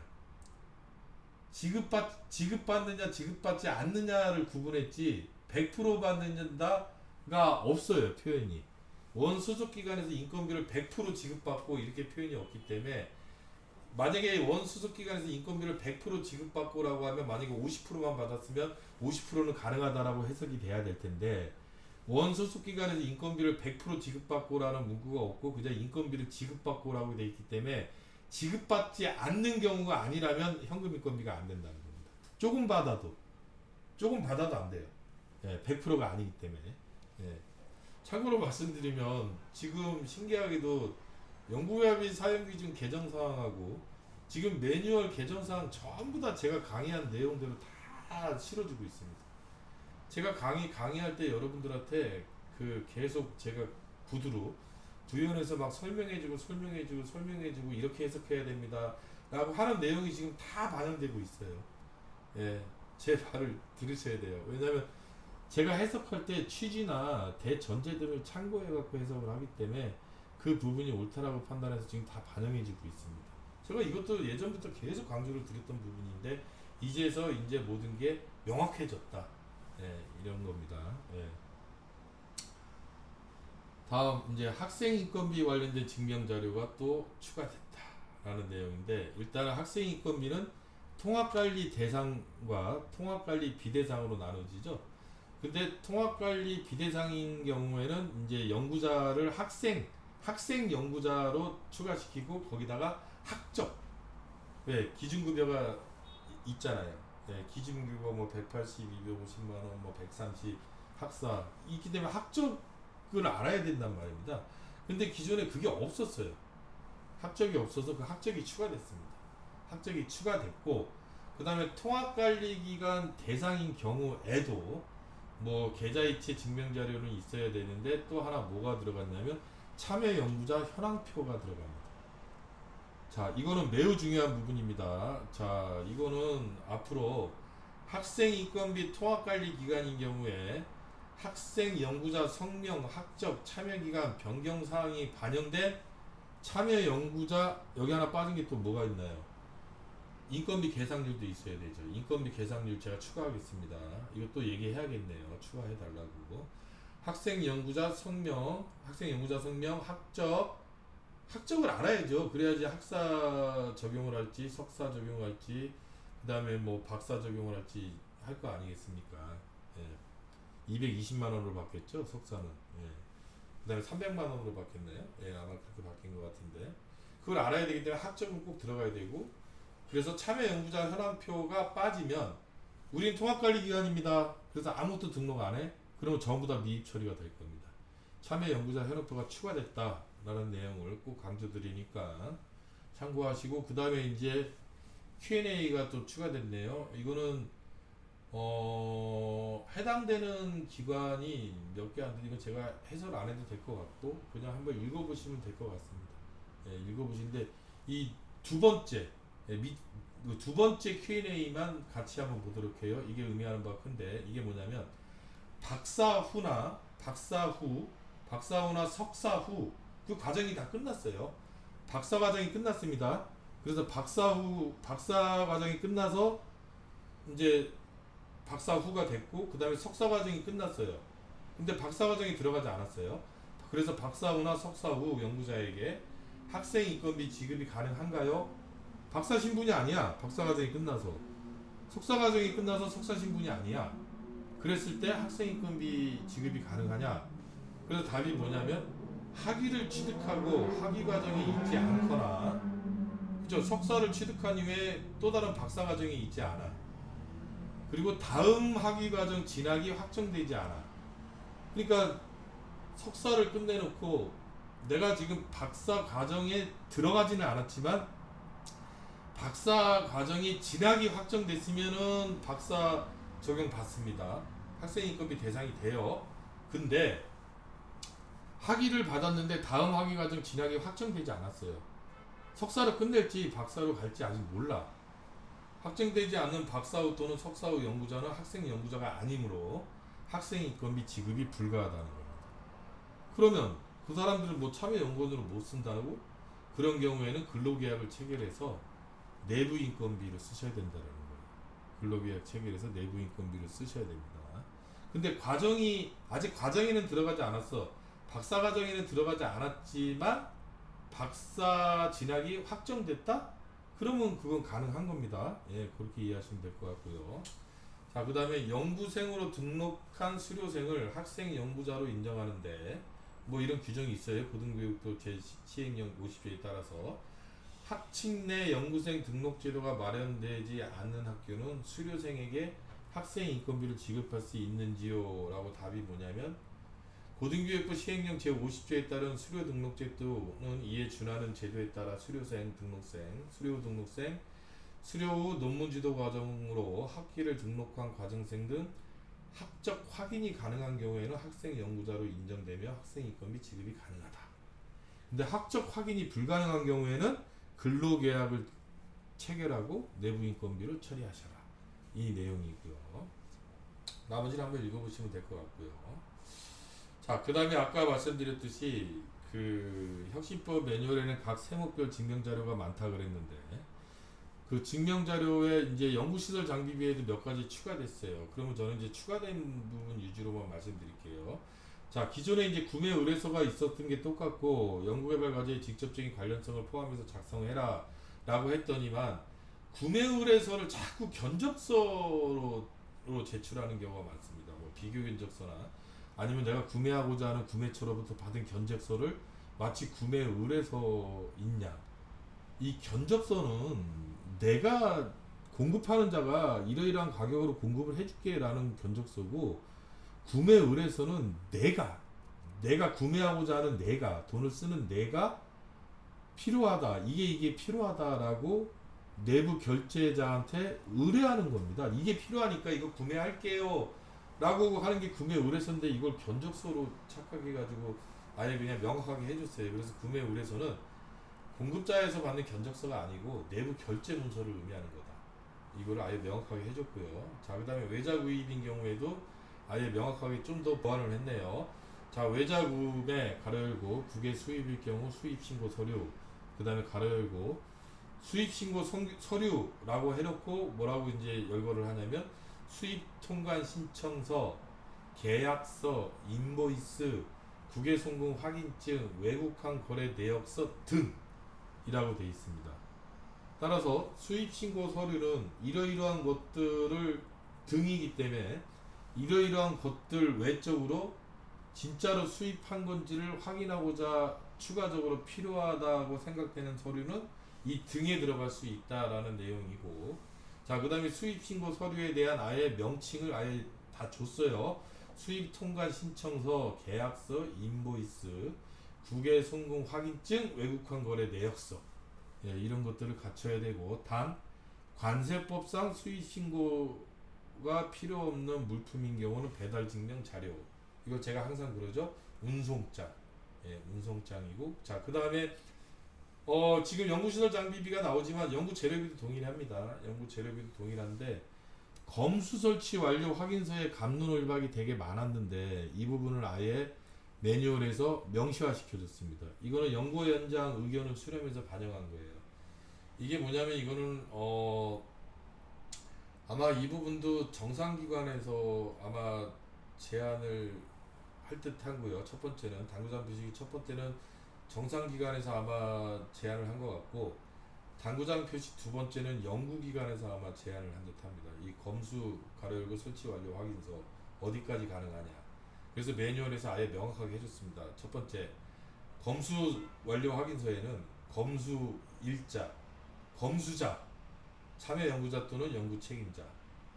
자, 뭐라고 돼 있습니까? 검수자라고 해서 참여 연구자 또는 연구 책임자 등이라고 돼 있습니까? 아니면 참여 연구자 또는 연구 책임자라고 돼 있습니까? 참여 연구자 또는 연구 책임자죠. 그러면 검수자가 참여 연구자 또는 연구 책임자가 아니라면 검수 완료 확인서는 형식 미비로 인정을 못 받습니다. 그러면 어떤 효과가 돼요? 검수 완료 확인서는 연구시설 장비비의 필수 증명 자료인데 이 형식이 미비한 증빙 자료를 제출했다면 증빙 미비로 불인정 처분 받을 수 있다는 얘기죠. 자, 검수자가 참여 연구자 또는 연구 책임자이어야 된다는 거죠. 등이 아니니까. 그러면 참여 연구자 또는 연구 책임자가 아닌 제3자가 검수해놓고 검수자라고 명시해놓고 검수 완료 확인서로 제출했다? 그럼 뭐 안 되죠. 그러면 참여 연구자 또는 연구 책임자라고 이렇게 가로에 명시를 해줄 이유가 없었습니다. 그냥 검수자가 명시된 검수 확인서 구분 필요라고 하면 끝이죠. 검수일자, 검수자가 명시된 검수 확인서 구분 필요라고만 써 있었으면 이 검수자는 참여 연구자 또는 연구 책임자로 한정하지 않는다는 얘기죠. 근데 검수자 해놓고 가로 열고 참여 연구자 또는 연구 책임자라고 딱 못을 받고 등이 없습니다. 그러면 검수자의 자격을 아예 못 박아준 거예요. 참여 연구자 또는 연구 책임자가 검수하라는 겁니다. 왜? 연구에 참여하지도 않는 자가 검수를 해서 이 물건이 해당 과제에 사용 가능한 물건이 실제로 입고됐는지를 어떻게 아냐라는 거예요. 그죠? 이 검수 완료 확인서가 의미하는 바가 뭐냐면 거래 명세서하고 틀려요. 거래 명세서는 거래가 됐음을 입증하는 서류예요. 거래가 똑바로 됐고, 그 다음에 검수 완료 확인서는 뭐냐면 거래가 되고 입고까지 다 됐는데 내가 필요해서 내가 주문하고 내가 이걸 사용 가능한 게 직접 온 거야. 이걸 근데 사용 가능하지 않는 불량품이 온 경우에는 검수가 안 된 거예요. 그럼 그게 구매가 안 된 겁니다. 따라서 우리가 연구시설 장비비 2개월 전, 단계기간 종료 2개월 전까지 모든 목적 행위가 끝내야 되는 거에 뭐가 들어갑니까? 검수 완료가 들어가거든요. 그러면 그때 불량품이 왔다, 그러면 2개월 전을 못 지켰다, 그건 불인정 대상이 되는 거예요. 따라서 검수일자가 매우 중요하고, 그리고 검수자가 참여 연구자 또는 연구 책임자가 돼야 되는 이유가 그게 내가 사용 가능한 게 온 건지 연구 개발에 참여하지도 않는 자가 어떻게 하냐라는 거예요. 그 검수 완료 확인서의 진실성이 신뢰성이 없잖아요. 그렇게 되면. 그래서 검수자가 명시되고 가로 열고 참여 연구자 또는 연구 책임자를 딱 못을 박았다. 매우 중요한 부분입니다. 예.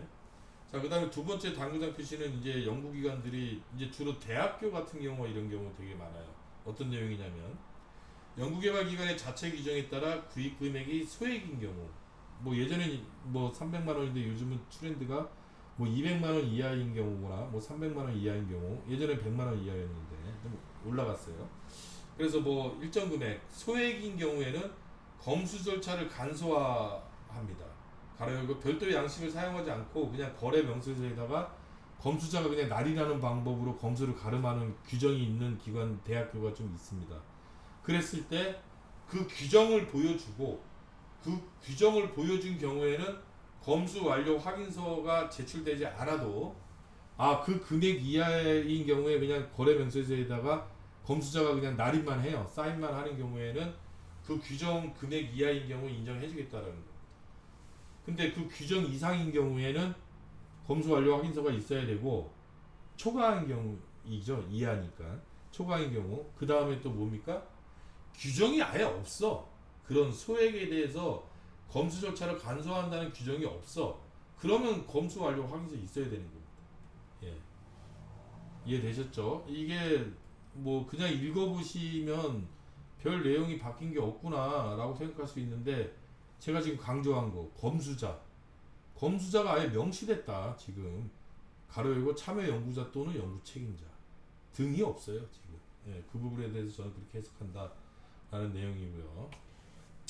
자, 연구 재료도 마찬가지죠. 예, 동일하니까 그냥 넘어가도록 하겠다라는 내용인데, 한 가지 6번 항목이 좀 뭔가 좀 변했죠. 이게 뭐냐면 연구 재료비의 사용 용도는 시제품, 시작품 제작과 관련된 부품 또는 외부 제작 비용.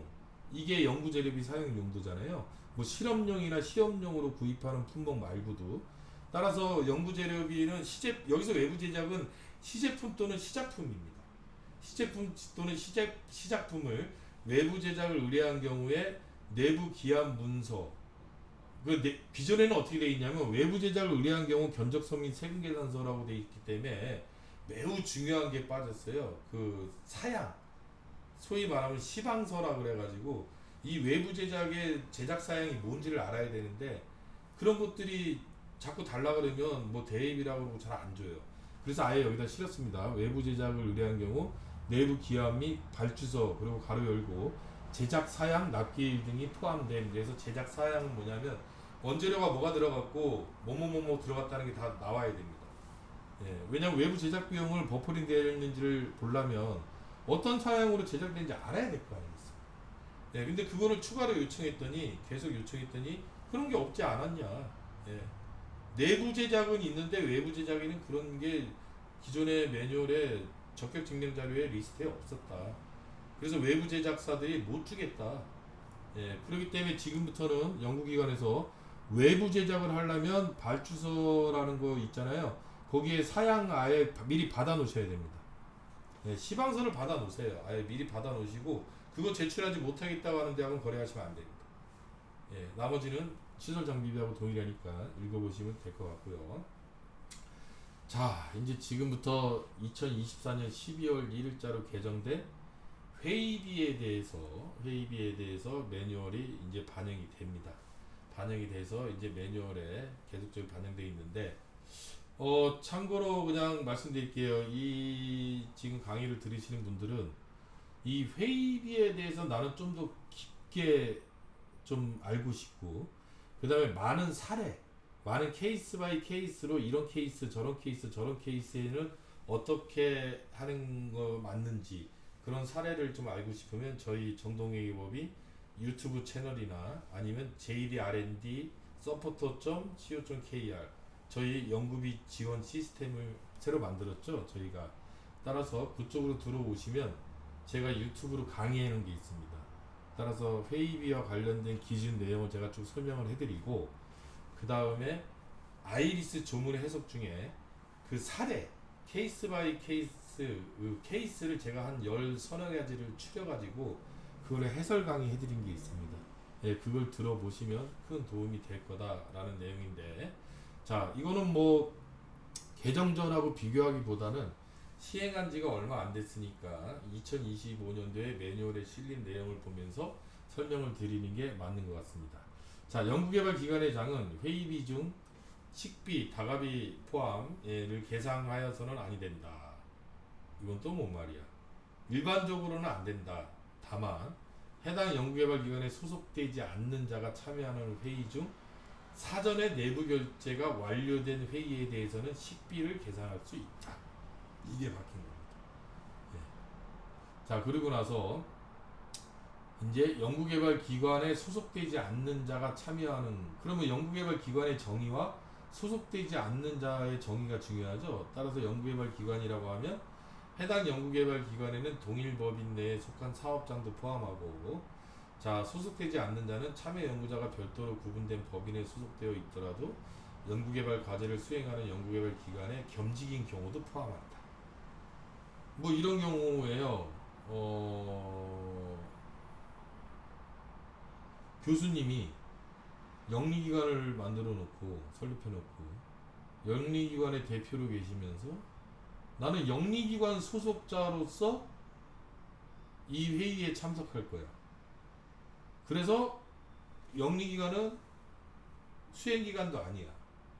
그러니까 나는 외부 참석자의 자격이 돼. 죄송합니다. 이렇게 주장하는 경우가 있었어요. 그래서 아예 겸직도 포함한다. 예, 안 됩니다. 예. 그리고 나서 당구장 표시로 연구개발기관에 소속되지 않는 참여자가 사실상 연구개발기관에 소속될 것 같이 연구를 수행하는 경우 해당 외부 참여 연구자와 내부 참여 연구자 간의 회의비도 안 된다. 외부 참여 연구자인데 외부 참여 연구원으로 등록되어 있어요. 그럼 그 사람 소속은 외부잖아요. 그럼 그 사람이 외부기관 소속이 들어온 회의, 외부자가 들어온 회의비에 그 외부자를 볼 거냐? 이미 이 기관의 외부 참여 연구원으로 연구를 하고 있으면 그 내부자로 보겠다는 얘기입니다. 예. 그리고 그 다음에 이제 회의비 사전 내부 결제 세부 적용 기준을 아예 매뉴얼에다 실어줬다. 이거는 뭐 그냥 한번 리마인드 차원에서 한번 쭉 보면 일단 결제 요건, 결제 시점 뭐 이런 식으로 나눠줬는데, 결제 요건은 연구개발기관의 자체 규정에 따라 내부 전자결제 시스템을 통하여 승인을 득하는 것이 원칙이다. 사전 승인이니까. 근데 그 뒤에 보면 나오지만 뭐 승인을 득한 건 사후적으로 해도 되고 사전에 신청, 예, 신청이 줍니다. 신청이. 그래서 계속 가볼게요. 결제문서가 갖춰야 될 내용은 뭐냐 그러면 회의 목적, 일시, 장소, 내용, 참석자 수 꼭 있어야 됩니다. 숫자, 몇 명, 얼마가 소요될 건지를 보고자 하는 거거든요. 또는 명단 등이 포함되어야 된다 라는 내용이고요. 그 다음에 내부 전자결제 시스템을 통한 승인의 범위는 또 어디까지 인정할 거냐. 사전에 계획된 회의비 사용을 인정한다는 취지에 따라 내부 전자결제 시스템을 통한 기한 또는 내부 연구비 시스템을 통한 식비 사용 신청이 이루어진 경우 사전 승인을 득한 것으로 폭넓게 인정하고 있다. 라고 되어 있죠. 예, 그 다음에 내부 연구비 시스템이 그럼 뭔데? 이거는 연구개발기관에서 자체적으로 사용하고 있는 회계 시스템, 뭐 경영연구 시스템 등을 의미한다. ERP 시스템 이런 것들을 의미하고요. 그 다음에 뭐냐면 수기결제 문서는 안 되냐? 그럼 꼭 전자결제만 해야 되냐? 수기결제 문서의 허용 범위를 아예 또 이렇게 명시를 하죠. 내부 전자결제 시스템 및 연구비 시스템을 갖추지 못한 연구개발기관에 한하여 수기결제 문서를 예외적으로 인정한다. 단 수기결제 문서의 인정 여부, 인정 요건은 소관 전문기관에서 판단한다. 이거는 여러분들이 수행하는 그 과제를 관장하는 간사님한테 꼭 문의하셔야 됩니다. 이거 전문기관마다 틀려요. 어떤 기관은 내부 전자결제 시스템을 인정하는 기관이 있습니다. 뭐 기정원 같은 경우는 수기도 인정해주거든요. 예, 수기를 인정하는 기관도 있고 안 하는 기관도 있으니까 이건 꼭 확인 받으시라라는 걸 팁으로 말씀드렸고, 자 그럼 결제 시점은 언제까지냐? 회의비 중 식비를 실제 사용 시점 전까지, 즉 뭡니까? 카드를 긁기 전까지, 카드를 긁기 전에 바로 결제를 하면 됩니다. 그래서 보통 요즘 많이들 비영리기관에서 어떻게 하냐면 카카오톡으로 해요. 카카오톡. 회의 다 식사하시고 카드 딱 긁으려고 할 때 잠깐! 예. 그리고 카카오톡으로 결제 신청합니다. 예. 시간을 보거든요. 되게 중요해요. 결제 신청서의 시간이. 카드 결제 시간과 신청서 시간을 비교해 가지고 결제 시간이 더 빠르다? 그러면 사후 신청입니다. 이거는 사전 내부 결제 위반입니다. 그래서 시간이 되게 중요합니다. 이건 팁으로 좀 말씀드렸고, 실제 회의에 반영해서 실제 회의가 사전 결제 내용과 달리 진행되면, 결제할 때 이렇게 회의하겠다고 해놓고 나서 나중에 회의 내용이 좀 달라, 그러면 결제 다시 해야 되나? 그게 아니고 그때는 회의록의 변경 내용을 반영하거나 내부 결제 문서의 사후 수정을 통해서 변경 내용을 사후에 증빙하면 됩니다. 예, 그리고 나서 다과는 뭐 생수나 커피도 받아야 돼? 다과는 해당이 안 돼요. 식사만.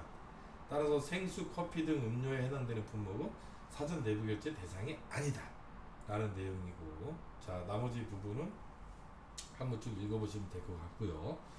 거듭 얘기하지만 디테일한 거는 정동영 교부인 유튜브 채널 들어오면 각종 케이스로 해가지고 제가 다양하게 강의한 내용이 있으니까 그걸 들어보시면 아마 공부가 많이 될 겁니다.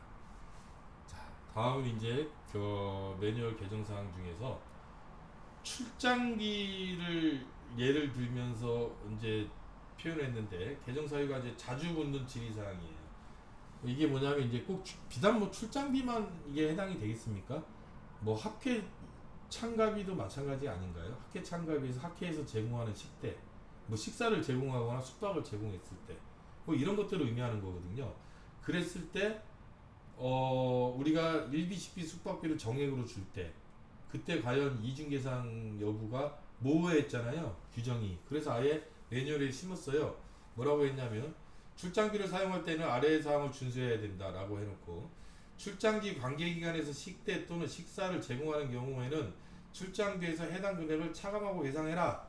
그러니까 학회는 뭐 당연히 차감해야 되는 거고, 그리고 나서 당구장 표시를 해놓고 아예 구체적으로 항공료에 포함된 기내식 숙박비에 포함되어 있는 조식 등의 경우에도 출장비의 식비와 용도가 중복되는 것이라면 출장비에서 해당 중복 부분은 차감해라. 아예 기내식비 기내숙박 빼라고 아예 그냥 다 해놨습니다. 왜? 항공료에 인정이 되는데.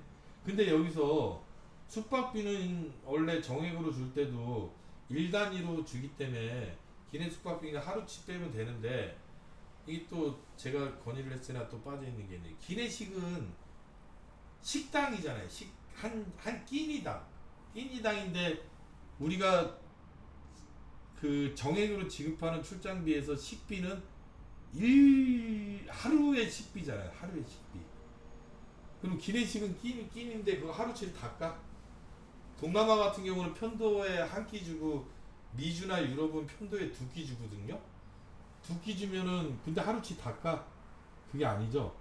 하루로 삼시 3끼로 간주해서 한 끼면 3분의 1, 두 끼면 3분의 2를 차감하는 게 저는 맞다고 생각합니다.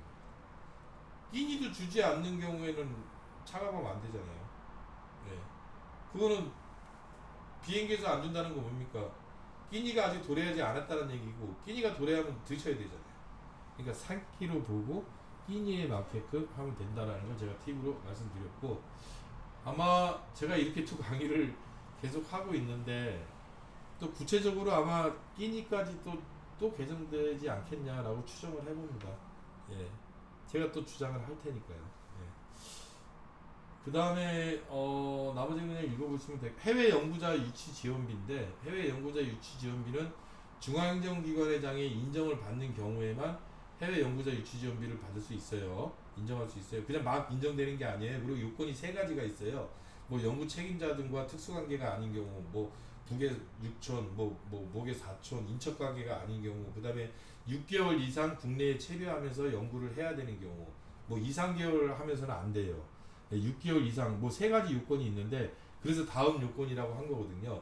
그 세 가지 요건을 모두 충족해서, 모두입니다. 모두 충족해서, 그리고 또 전문기관이 인정을 해줘야 돼요. 그래야지만 해외 연구자 유치 비용이 인정되는 거거든요.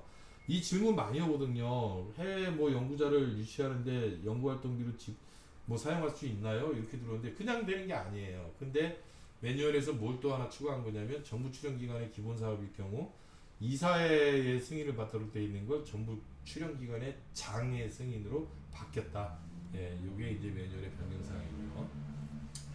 자, 다음은 이제 그 영리기관에 해당되는 내용들이 또 몇 가지 내용이 있는데, 그 중에 이게 바뀌었죠. 그 연구개발 과제가 시작되기 전 또는 연구개발 과제가 시작된 후에라도, 이렇게 이해하시는 게, 연구개발이 시작되기 전이거나 아니면 연구개발이 시작된 후라도 영리기관의 자체 재원으로 도입한 기술에 대한 기술 도입비. 이게 뭡니까? 내가 과제를 시작하기 전에 누군가로부터 특허권을 사왔어. 아니면 과제를 시작한 이후로라도 내 돈으로, 영리기관 자체의 돈으로 특허권을 사왔어. 이런 경우에 이 특허권 사온 비용을 기술 도입비라고 합니다. 이 기술 도입비는 실제 기술 도입에 소요된 비용의 50% 이내에서 현물로 계산 가능하다. 예, 이게 나온 거죠. 근데 뭐가 바뀐 건데요? 연구개발 과제가 시작된 이후에 자체 재원으로 도입한 기술 도입비도 추가된 겁니다. 예, 이게 추가됐고, 그 다음에 또 소프트웨어에 관련된 것도 추가됐어요. 그게 또 뭐냐면, 영리기관 과제가 시작되기 전 구입 임차한 소프트웨어 또는, 자, 과제가 시작된 이후 기술 도입비하고 똑같죠. 연구개발 과제가 시작된 이후 영리기관의 자체 재원으로 구입 임차하고 있는 소프트웨어 비용도, 이거는 기술 도입비는 50%, 이거는 소프트웨어 구입가의 20%까지 현물로 계산할 수 있습니다. 뭐 내용 연수 5년 이내에 되고 남아있는 기간, 이건 읽어보시면 되고, 소프트웨어도 현물로 재원으로 인정해진다. 이게 바뀌었다라는 걸 이해하시면 될 것 같고요. 자, 다음 이제 또 연구활동비의 각 세세목에 대한 그 증빙들이 또 추가한 게 있는데, 이걸 뭐 일일이 참고하시면 되고 제가 다 해설할 필요는 없고, 지식재산 창출 활동비에서는 계약에 의한 경우에는 계약서 또는 과업지시서가 필수 증빙으로 추가됐습니다. 과업지시서는 뭐냐면 내용을 보겠다는 내용이죠. 자, 그 다음에 기술 도입비의 자체 규정이 추가됐습니다. 왜냐하면 기술 도입비에 뭐 한없이 쓰게 되는데, 물론 외부 전문 기술 활용비가 직접비의 40%까지 인정이 되지만, 그렇다고 해서 기술 도입비나 전문가 활용비를 그냥 막 뜬금없이 2시간에 200만원 막 이렇게 주고, 그래서 안 되겠다, 이건 자체 규정에 있는지를 보고 자체 규정인 경우에는 자체 규정에 따라서 주는지를 좀 봐야겠다 라는 취지로 자체 규정을 추가했고, 전문가 활용비에는 내부 결제 문서에다가 뭐라고까지 했냐면, 이제 드디어 외부 전문가의 소속, 이력 등 전문성을 확인할 수 있는 자료를 의미한다고 아예 구체적으로 명시했습니다. 이거는 뭐냐면, 이 전문가가 이 과제를 위한 전문가인지를 보겠다는 거예요. 이 전문가의 자격을 보겠다는 겁니다. 그래서 아예 그걸 분명히 명시를 했고요. 그 다음에 연구개발 서비스 활용비에는 혹시 시험검사 분석을 의뢰했다면 시험검사 분석 의뢰서를 추가했고요. 시험 분석 의뢰서가 별도 문서화되어 있지 않는 경우 관련 의뢰 이메일도 좋다. 의뢰 이력을 대체할 수 있는 서류를 꼭 보겠다라는 내용이 추가됐습니다. 이거는 해당 과제와 직접적인 연관성 있는지를 보겠다는 게 목적이에요. 이게 왜 증빙으로 들어갔냐면 요즘 트렌드가 뭡니까? 직접비로 쓰려면 해당 과제와 직접적, 개별 과제와 직접적인 연관성이 있어야지 직접비를 쓸 수 있는 거고, 직접비를 쓸 수 없으면 각 세목별 사용 용도 따지지도 않습니다. 직접비를 못 씁니다. 따라서 특히 연구활동비 부분에 대해서는 자체 규정 준용하는 규정이 많다 보니까 증빙에다가 자체 규정을 전부 다 집어넣은 거예요. 회의장 임차료 같은 경우는 임대차 계약서 있어야 되죠. 그 다음에 회의장 임차료에 포함된 부대 비용 내역을 확인할 수 있는 서류도 있어야 되고요. 속기료 통행료 같은 경우는 전문가를 활용한 경우에 인적사항이 있어야 됩니다. 이것도 마찬가지고 이 속기료 통행료가 진짜 이 과제를 위해서 하는 자격이 있는지 그걸 보겠다는 내용이고요. 사업자인 경우에 거래명세서가 추가됐고, 자, 회의비 중에 식대에서 아주 중요한 사전 내부 결제 문서가 추가됐다라는 내용이죠. 네, 그리고 나서 회의록, 참석자 전원 서명 날인 불필요하고 당구장 표시로 사전 내부 결제 문서와 실제 회의 내용이 변동 없는 경우에 생략 가능하다라고. 실제 내용, 그러나 뭐는 있어야 됩니까? 내부 결제 문서가 그러니까 회의록이 내부 결제 문서 완전 동일해서 뭐 변동이 없어. 그러면 생략 가능하다는 내용이에요. 회의록을. 근데 다르면 있어야 되겠죠. 예. 그 내용이다라는 내용이고요. 자, 그다음에 출장비를 이제 여비 뭐 지급 기준이 있는 경우 없는 경우 뭐 이런 식으로 구분했는데 이거 좀 혼돈만 유발시켰죠.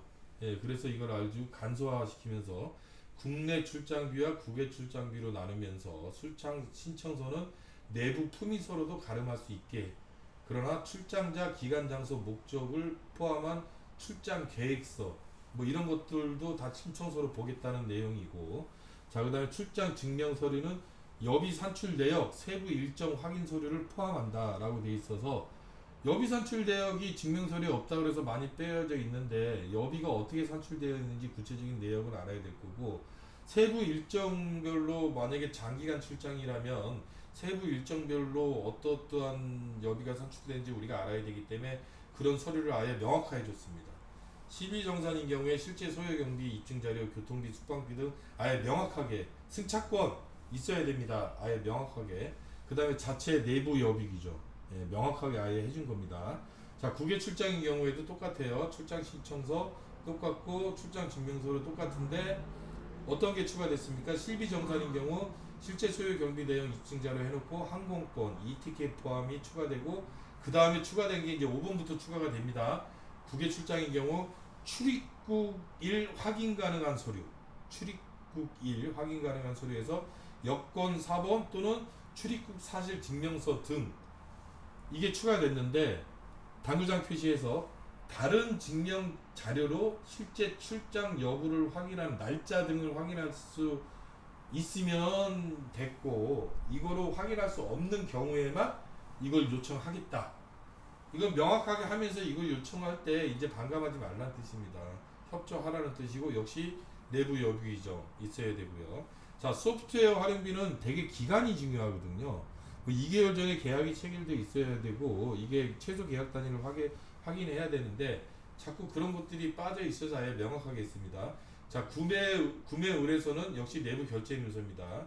해당 과제와 직접적인 연관성 회의가 되고 견적서가 아니고, 자, 거래 명세서에 계약서가 있으면 계약서를 주는 게 제일 좋고, 따라서 거래 명세서만 뭐 많이 하는 경우가 있는데 이때 사용 계약 기간 확인 가능해야 됩니다.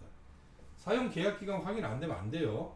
예, 그래서 이걸 아예 명확하게 했다라는 내용이고요.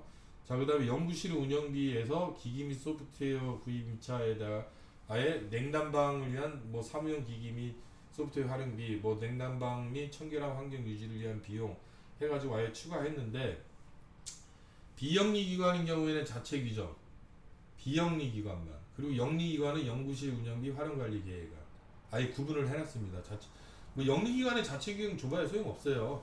연구실 운영비 활용관리 계획 아니고 비영리기관의 자체규정. 그럼 뭐 자체규정 주면은 비영리기관에서 자체규정대로만 하면은 그 연구실 냉난방비 청결한 환경 유지를 위한 비용 그냥 무조건 다 인정해주겠다는 거야?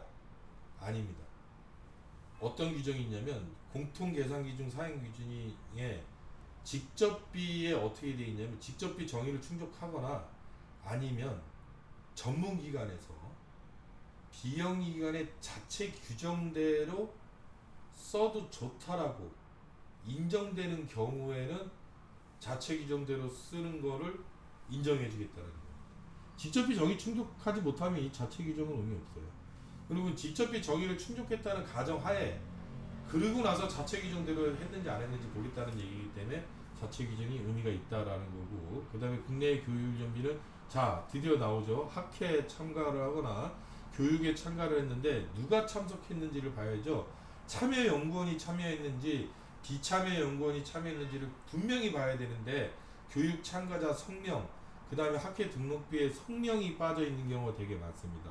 따라서 이번 매뉴얼에는 참가자 성명을 분명히 명시해 줬다, 예, 라는 내용이 될 수 있고, 또한 학회 참가 확인서 등 학회 참가 여부를 확인할 수 있는 증명 자료를 아예 추가해 놨습니다. 이거 항상 저희가 추가적으로 소명 요청했던 자료죠. 명찰 등을 제시해 주십시오. 이게 매뉴얼이 없다 보니까 연구기관들이 자꾸 이걸 누락하는 경우가 많아서 매뉴얼에서 아예 명확하게 했습니다. 학회 참가 확인서 등 학회 참가 여부 등을 확인할 수 있는 증명 자료를 해라. 그 다음에 뭐 야근 특근식 때도 초과 근무 내용만 있으면 되는 게 아니라 자체 규정이 있어야 됩니다. 자체 규정. 얼마까지 예. 죄송합니다. 예, 물 한 잔만 먹고 가겠습니다.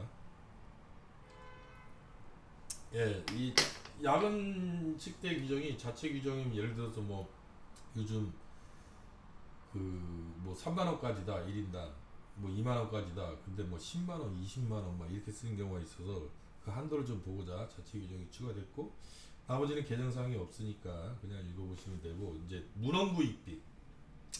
자, 문헌구입비에 도서명하고 권수가 꼭 들어가야 됩니다. 도서명을 알아야지만 적어도 해당 과제와의 직접적인 연관성이 있는 걸 보겠다는 거예요. 해당 과제와 연관성 있는 도서인지 확인하겠다는 내용인데 거래명세서에 도서 몇 권 이렇게만 돼 있고 뭐 아예 권수도 없어. 도서명도 안 써 있어. 이런 경우에는 안 된다. 도서명하고 몇 권 샀는지 봐야 되는데 터무니없이 많이 샀다? 그러면 이게 해당 과제를 위해서 직접적으로 연관성 있게 문헌을 다 사용했을까? 과제 종류는 한 달밖에 안 나왔는데 100권 샀어요. 이 100권을 다 봤다고? 그래서 권수를 보겠다는 얘기입니다. 자, 그 다음에 논문명, 학술지 명치, 논문 계절에 발행국가, 기타 등등 해당 과제 성과 등록한 내용을 가름할 수 있는 자료는, 그래서 해당 과제에 대한 성과지를 보겠다는 내용이에요. 결국에 예, 그게 좀 자세화됐다 이렇게 보시면 될 것 같고, 자, 그 다음에 이제 그 Q&A가 좀 변경된 부분인데요. 자, 연구 근접 지원 인력에 대한 연구활동비 사용 범위는 어디까지인지요. 자, 질의 내용 자체가 비영리기관이죠. 연구 근접 지원 인력이라는 용어를 썼으니 영리기관이라면 연구 지원 인력이 되는 거죠. 그러니까 연구 근접 지원 인력에 대한 연구활동비 사용 범위니까 이건 비영리기관인 거예요. 예, 딱 나오잖아요. 연구 근접 지원 인력이 연구개발 과제 수행을 지원하면서 연구활동비를 사용하는 경우 연구개발비 사용 중 제10조에 해당하는 연구개발비를 계상할 수 있다. 그리고 연구 근접 지원 인력이란 연구 개발 계획서의 연구 지원 인력으로 인건비를 계상하여 참여하는 경우를 말한다. 인건비를 계상하는 거, 그러니까 뭐 만약에 이게 이 당구장 표시를 해석한다라면 이게 만약에 비영리 기관의 연구 근접 지원 인력만 연구활동비를 그럼 쓸 수 있다라는 얘기야? 라고 해석이 됐었죠. 기존에는. 왜? 연구 근접 지원이라고 했으니까. 근데 요번에 개정하면서 요 당구장 표시를 추가하면서 해석을 이렇게 한 거죠. 연구개발 계획서의 연구 지원 인력으로 인건비를 계상하여 참여하는 경우에 그러면 뭡니까? 영리기관의 행정인력, 간접비로 연구지원인력으로 인건비를 계상하는 경우도 포함된 겁니다. 예, 제가 모두에 얘는 예전 걸로 설명을 드렸는데 그렇게 혼돈이 왔었기 때문에 아예 요번에 추가를 했죠. 연구개발 계획서에 연구지원 인력으로 근접지원 인력으로만 이제 한정하지 않아요. 인건비로 계상하여 참여하는 경우에는 연구활동비를 쓸 수 있다. 예, 이해가 됐죠? 예, 그 다음에 이제 소프트웨어 계약 기간에 제한이 있는지요. 뭐 있죠. 그 계약 기간 연 단위 뭐 월 단위 물론 단계 기간이 그 종료된 이후에는 해당 분에 대해서는 인정이 안 되는데 최소 계약 단위를 봤을 때 연 단위로만 되면 인정이 되고 그 다음에 또 이 단수 조항처럼 이게 있잖아요. 계약은 최종 또는 단계 기간 종료 2개월 전까지 체결돼야 되는 원칙이 있고 예, 이러한 사항이 있다는 걸 좀 설명해 드렸고요. 자, 다음은 이제 Q&A가 좀 신설됐는데 이거는 연구 현장에서 아주 자주 나오는 것들을 좀 아예 매뉴얼에서 Q&A로 잡아준 건데 뭐냐면 이겁니다. 연구개발 기관끼리 그러니까 주간연구개발기관, 공동연구개발기관, 유탁연구개발기관의 참여연구원 간 회의비가 인정이 되느냐 이게 명확하지 않았는데 물론 다 인정된다라고 저는 이제 강의를 했는데 예를 들어서 주간연구개발기관 연구원과 공동연구개발기관 연구원 그러면 뭐 공동연구개발기관은 같은 수행기관이더라도 외부 참여자로 해서 외부 참여자가 있는 회의비로 인정해 줄 거냐 이걸 명확하게 한 겁니다. 명확하게 해서 인정한다 라는 걸 매뉴얼 아래 실어준 거고요. 그 밑에 있는 내용은 뭐냐면 외부기관 참여자가 참여하는 회의가 종료된 후 회의에 참석한 연구개발기관 소속자 간 회의비 중 식비 가능하냐 이건 제가 유튜브로 조문해서 강의도 해드린 부분인데 이번 매뉴얼에도 이제 추가로 했는데 이 내용이 즉슨 뭐냐면 회의에는 외부 참석자가 참여를 했어요. 회의에는 근데 이분이 식사를 못하고 가셨어요. 급한 일이 생겨서 그래서 식사 때는 참석을 못해요. 그래서 식사 때는 외부 참석자 없이 내부자끼리만 식사를 했을 때 인정되느냐라는 내용인데 인정이 안 됩니다. 식사 때도 외부 참여자가 참여해서 식사를 하셔야지 인정됩니다. 회의만 참석하고 돌아가신 경우에는 다가비까지만 인정이 되고 식대는 외부 참석자 없는 식대가 돼버리는 바람에 인정이 안 된다고 매뉴얼에서 아예 못을 박아준 겁니다. 꼭 주의해서 보시고요. 자, 그 다음에 매뉴얼에 있는 내용과 뭐 다른 내용이 상충되는 경우에는 이 매뉴얼이 안내하는 기준을 먼저 적용해라 라는 내용이 될 수 있겠고 자 밑에 있는 거는 뭐냐면 국가연구개발 사업의 간접비 또는 기타 운영비 재원 등으로 수행하는 연구개발 과제에도 회의비 중 식비 기준을 적용해야 하는지요 라고 돼 있어서 답이 어떻게 매뉴얼에 아예 명확하게 해준 게 뭐냐면 혁신법 적용 대상 사업인 경우에 하나여 국가연구개발사업 연구개발비 사용비 중 제25조 사항을 적용해야 한다. 국가연구개발 그래서 혁신법 적용 대상 사업이 뭔데 혁신법 제2조 1호에 따라 국가연구개발 사업이란 중앙행정기관이 법령에 근거하여 연구개발을 위하여 예산 또는 기금으로 지원하는 거다. 즉 국가연구개발 사업을 위한 예산으로 편성된 게 혁신법 적용 대상 사업이다. 따라서 국가연구개발 사업 재원 간접비 가로열고 재원 등으로 연구개발기관에서 자체 연구개발 과제에 수행하는 경우에는 해당 조문을 적용하지 않을 수도 있다. 네, 라고 참고로 한번 보시면 될 것 같고요. 다음은 이제 현물 계상 부분인데 이걸 뭐 굳이 꼭 소프트웨어로 한정할 필요는 없습니다. 뭐 연구시설 장비로 한정할 수 있는데 이 질문의 요지는 뭐냐면 현물은 구입가의 20%까지 소프트웨어도 마찬가지잖아요. 구입가의 20%까지 인정이 되는데 그러면 첫 해년도 한번 현물 부담하면 2차년도에는 또 부담을 못하느냐 그게 질문의 요지입니다. 구입가가 100만원이라면 첫 해년도에 20%인 20만원 인정이 되고 그 다음에도 20만원 인정이 된다라는 겁니다. 예, 두 번 인정이 되고 세 번도 되겠죠. 또 그 다음에도 20만원 인정이 돼서 100만원이 될 때까지, 예, 그렇게 인정이 된다라는 걸 해설해 드렸고요.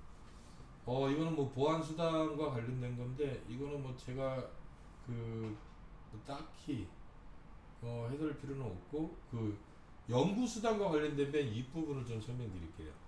연구수당은 다음 사용 기준 어느 하나에 해당되는 금액을 연구수단으로 사용할 수 없다. 그래서 뭐 사용용도와 사용 기준을 적합한 것으로, 이 내용이 뭐냐면, 과거에는 이렇게 돼 있어요. 연구수당의 한도를 연구개발비의 정상 결과에 따라 수정 인건비가 원래 계획보다 감액된 경우 감액된 수정 인건비의 20%를 초과한 금액, 그러니까 20%까지가 한도다. 20% 초과한 금액은 불인정이다. 이 내용인데, 수정 인건비가 원래 계획보다 감액된 경우 뭐 이렇게 뭐라고 이상해서 그 가독성이 없어졌습니다.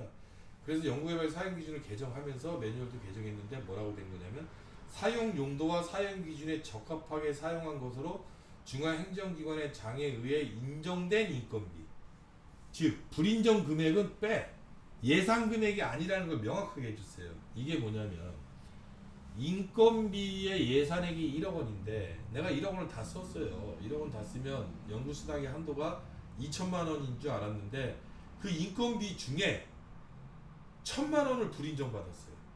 그래서 9천만 원만 인정된 거예요. 그게 바로 사용 용도와 사용 기준에 적합하게 사용된 게 9천만 원이면, 그거의 20%는 1,800만 원이 새로운 연구수당 한도가 되는 겁니다. 아예 명확하게 해준 거예요. 그러니까 인건비에 불인정 처분 받거나 아니면 인건비 잔액은 빼라라는 거예요. 사용하지 않거나 불인정 금액을 빼서 적정하게 사용된 거에 20%가 연구수당의 한도다 라는 걸 명확하게 해준 거고, 보안수당은 보안과제에만 적용되는데 턴키로 전부 다 합쳐가지고 3%가 아니라 각자 참여 연구자별 자기의 인건비 계상액의 3%까지가, 뭐 연구 책임자가 A, B, C, D 있으면 A, B, C, D를 다 합쳐가지고 그 금액의 3%가 아니라 각자 3%. 그래서 뭐 연구 책임자가 만약에 1억 1천만 원이다 그러면 300만 원. 그 다음에 뭐 참여 연구자 B가 뭐 500만 원이다 그러면 얘는 500에 30%니까 3%니까 15만 원. 그 다음에 30만 원, 15만 원, 뭐 이렇게 9만 원. 뭐 이런 식으로 3%를 각자 적용하는 거다. 예, 요걸 의미하는 바다. 이렇게 이해하시면 될 것 같고요. 자, 간접비 사용은 아까 그 인력지원비, 예, 그 육아휴직자, 예, 그 내용이니까 한번 읽어보시면 된다라는 내용이고, 아까 뭐라고 그랬습니까? 현금 인건비로 계상하는 참여 연구자와 연구 지원 인력이라고 그래서 현물은 안 된다라고 제가 또 강조했던 내용이죠. 예, 그리고 나서 이제 간접비 기관 유형별 간접비 주요 세목 사용 기준을 아예 가독성을 좀 높여가지고, 인력 지원비 중에 뭐 나머지는 그냥 그 영리기관은 연구활동지원금 연구지원비 항목에 연구활동지원비 아예 계산 불가하고 비영리기관만 계산할 수 있고, 그런데 이제 이거죠. 연구개발 능률성과급, 인력지원비 중에 연구개발 능률성과급인데, 이게 비영리기관하고 영리기관이 좀 다른데 이걸 가독성 있게 표현을 하는 거예요. 정부 출연 대학, 기타 비영리기관들, 즉 비영리기관은 해당 기관의 그 회계연도 간접비 총액의 10% 이하입니다. 해당 기관의. 그러니까 능률성과급을 해당 기관의 회계연도 간접비 총액의 10% 이하니까 엄청나네요. 예, 엄청나잖아요. 해당 기관에. 근데 영리기관은 해당 과제 간접비의 10% 이하. 해당 과제의 간접비는 직접비의 10%. 그거의 10% 이하. 해당 과제. 근데 비영리기관은 엄청난 혜택입니다. 연구개발 능률 성과급을 해당 기관의 회계연도 간접비 총액의 10% 이하. 예, 이거를 명확하게 보셔야면 아마 좋은 일이 발생이 되겠네요. 해당 기관의 회계연도 간접비 총액의 10% 이하면 엄청나지 않습니까? 예, 그렇게 할 수 있도록 매뉴얼에 명시되어 있다라는 내용이고요. 나머지는 한번 그냥 읽어보시면 될 것 같아서 이것까지는 그냥 참고로 하셔라라는 내용이고, 요게 이제 연구개발비 정산 기준이라 그래갖고 정산 대상인데 현물입니다. 현물에 대해서 기존에는 현물 부담 확인서를 제출받는 경우 적정하게 부담한 것으로 인정한다. 아예. 그러니까 현물 부담 확인서만 주면 그냥 현물 부담은 적정하게 이행한 거로 인정해줄게. 뭐 확인서가 올바르게 된 건지 이런 거 확인 안 하고 그냥 인정해 준 거로 했는데 이게 좀 말이 안 되잖아요. 예, 그래서 연구개발비 사용기준 개정하면서 어떻게 바뀌었냐면 이렇게 바뀌죠. 현물 부담 확인서를 제출받는 경우 적정하게 부담한 것으로 추정한다. 인정이 아닙니다. 추정한다. 그러다 추정을 할게. 근데 다만 중앙행정기관장은 연구개발기관의 현물부담 금액이 적정하게 사용되었음을 확인하기 위한 경우 현물부담 이행이 잘 됐는지 또는 제출받은 현물부담 확인서에 거짓이 없는지 오류나 누락이 있다고 판단되는 경우 정산을 실시할 수 있다. 이 내용은 뭡니까? 인정한다고 한 것에 실무적으로 말도 안 되는 부정행위가 계속 발생이 되니까, 예, 실무에서는 현물부담 확인서 막 거짓으로 제출하는 경우가 되게 많이 발생이 돼요. 현물부담 기간부담금으로 되게 중요한 부분인데, 약정사항인데 허위로 부담하지 않고 막 부담했다고 합니다. 그리고 확인서에 도장 찍어서 막 제출해요. 이게 이제 문제가 되니까 이걸 추정한다라고 바꾸고 그 다음에 단서 조항으로 정산을 실시할 수 있다라고 되어 있는데, 이거는 역시 중앙행정기관의 장이 정하기 때문에 전문기관에서 정함에 따름입니다. 따라서 정상기관인 저희들도 전문기관에 이걸 어떻게 정하실 거냐라고 계속 문의를 하고 있어요. 그래서 전문기관에서 조만간 방침이 될 거고, 방침된 대로 아마 지정회계법인을 통해서 연구기관한테 안내가 되지 않겠느냐. 따라서 이거는 추정하고 단서조항이기 때문에 무조건 정산한다도 아닙니다. 그렇다고 해서 현물부담 확인서로 다 인정해준다도 아니에요. 따라서 정산이 될 수도 있고 안 될 수도 있다. 예, 그러나 이거는 각 전문기관마다 틀리다. 방침이. 예, 이게 답입니다. 자, 연구개발비 회수 규정은 한번 그냥 참고로 읽어보시라라는 내용인데, 이 간접비가 직접비의 50% 이내인 경우 뭐 안 된다라는, 직접비 사용비율이 50% 이내인 경우 간접비도 그만큼 줄였어야 된다라는 규정이 있어서 간접비 사용 비율을 과연 어떻게 봐야 되냐, 뭐 직접비 사용 비율을 어떻게 계산해야 되냐라고 하는 그 계산식이 통합이지바로 적용사업과 통합RCMA 적용사업으로 구분이 되어 있는데, 식인즉슨 뭐냐면 간접비 총액 곱하기 뭐 직접비 사용 비율 뭐 해놓고 이런 식이 있잖아요. 이 식 중에 간접비 총액에 대한 정의가 잘못됐었어요. 간접비 총액이라고 해놓고 과거에는 해당 단기 기간의 간접비 사용 금액이라고 했는데 이건 계상액입니다. 계상액. 예, 그래서 올바르게 바꾼 거예요. 예, 올바르게 바꿨기 때문에 참고하시면 된다라는 내용이고요. 자, 그다음에 연구개발비 회수를 면제할 수 있는 규정이 있다.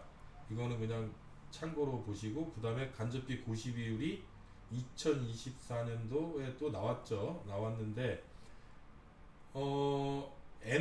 한국에너지공과대학교는 24년 출연년 등 비영리기관 분야로 간접비 고시 비율을 산출하여 25년 3월 6일부터 나왔습니다. 새로 또 에너지공과대학교가 16.49%를 적용합니다.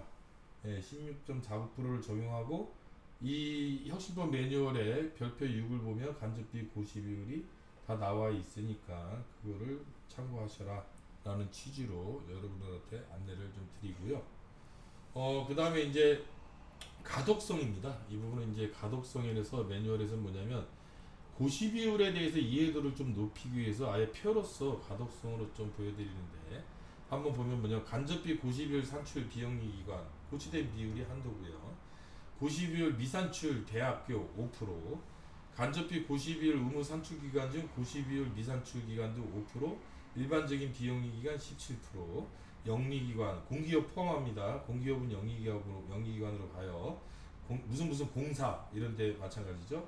10%. 네, 이렇게 해서 가독성을 좀 높였다라는 내용이 될 수 있겠고, 자, 이상으로 이제 준비된 2025년 4월에 개정된 혁신법 매뉴얼을 가지고 신구 대비 조문표를 가지고 제가 발췌를 해서 여러분들한테 설명을 드렸습니다. 이 결론적으로 말씀드리면 이 매뉴얼에 대한 내용은 제가 쭉 보니까 그 최근에 아이리스 조문 해석에 요청된 내용이 많이 반영이 됐어요. 많이 반영이 됐기 때문에 앞으로도 아이리스 조문 해석을 통해서 답변이 나간 내용들 중에는 향후에 그 매뉴얼이나 사용기준 개정되면서 많이 반영이 될 듯 합니다. 예, 그래서 저희 전공회계법인에서는 JD R&D 서포터 연구비 지원 센터나 아니면 저희 유튜브 채널을 통해서 제가 계속적으로 아이리스 전문 해석에 여러분들이 필요한 부분에 대해서 해설 강의를 해드리고 있다. 거의 뭐 매달 한다고 보시면 될 것 같습니다. 그래서 저희 그 채널에 들어오셔서 필요한 경우에 참고로 조문 해석은요 한 5분 10분도 안 돼요. 쇼츠라고 보시면 돼요. 왜냐하면 그 케이스대로 촬영을 했기 때문에 그 제목만 보시면 됩니다. 제목만 보셔서 내가 필요한 경우 보면은 질문 하나에 답변밖에 없어요. 되게 짧습니다. 예, 되게 짧기 때문에 짧은 시간을 이용해서 여러분들이 도움이 될 거다라는 내용을 말씀드리고, 자, 그럼 이상으로 자, 그 매뉴얼에 대한 개정 내용 설명을 마치도록 하겠습니다. 감사합니다.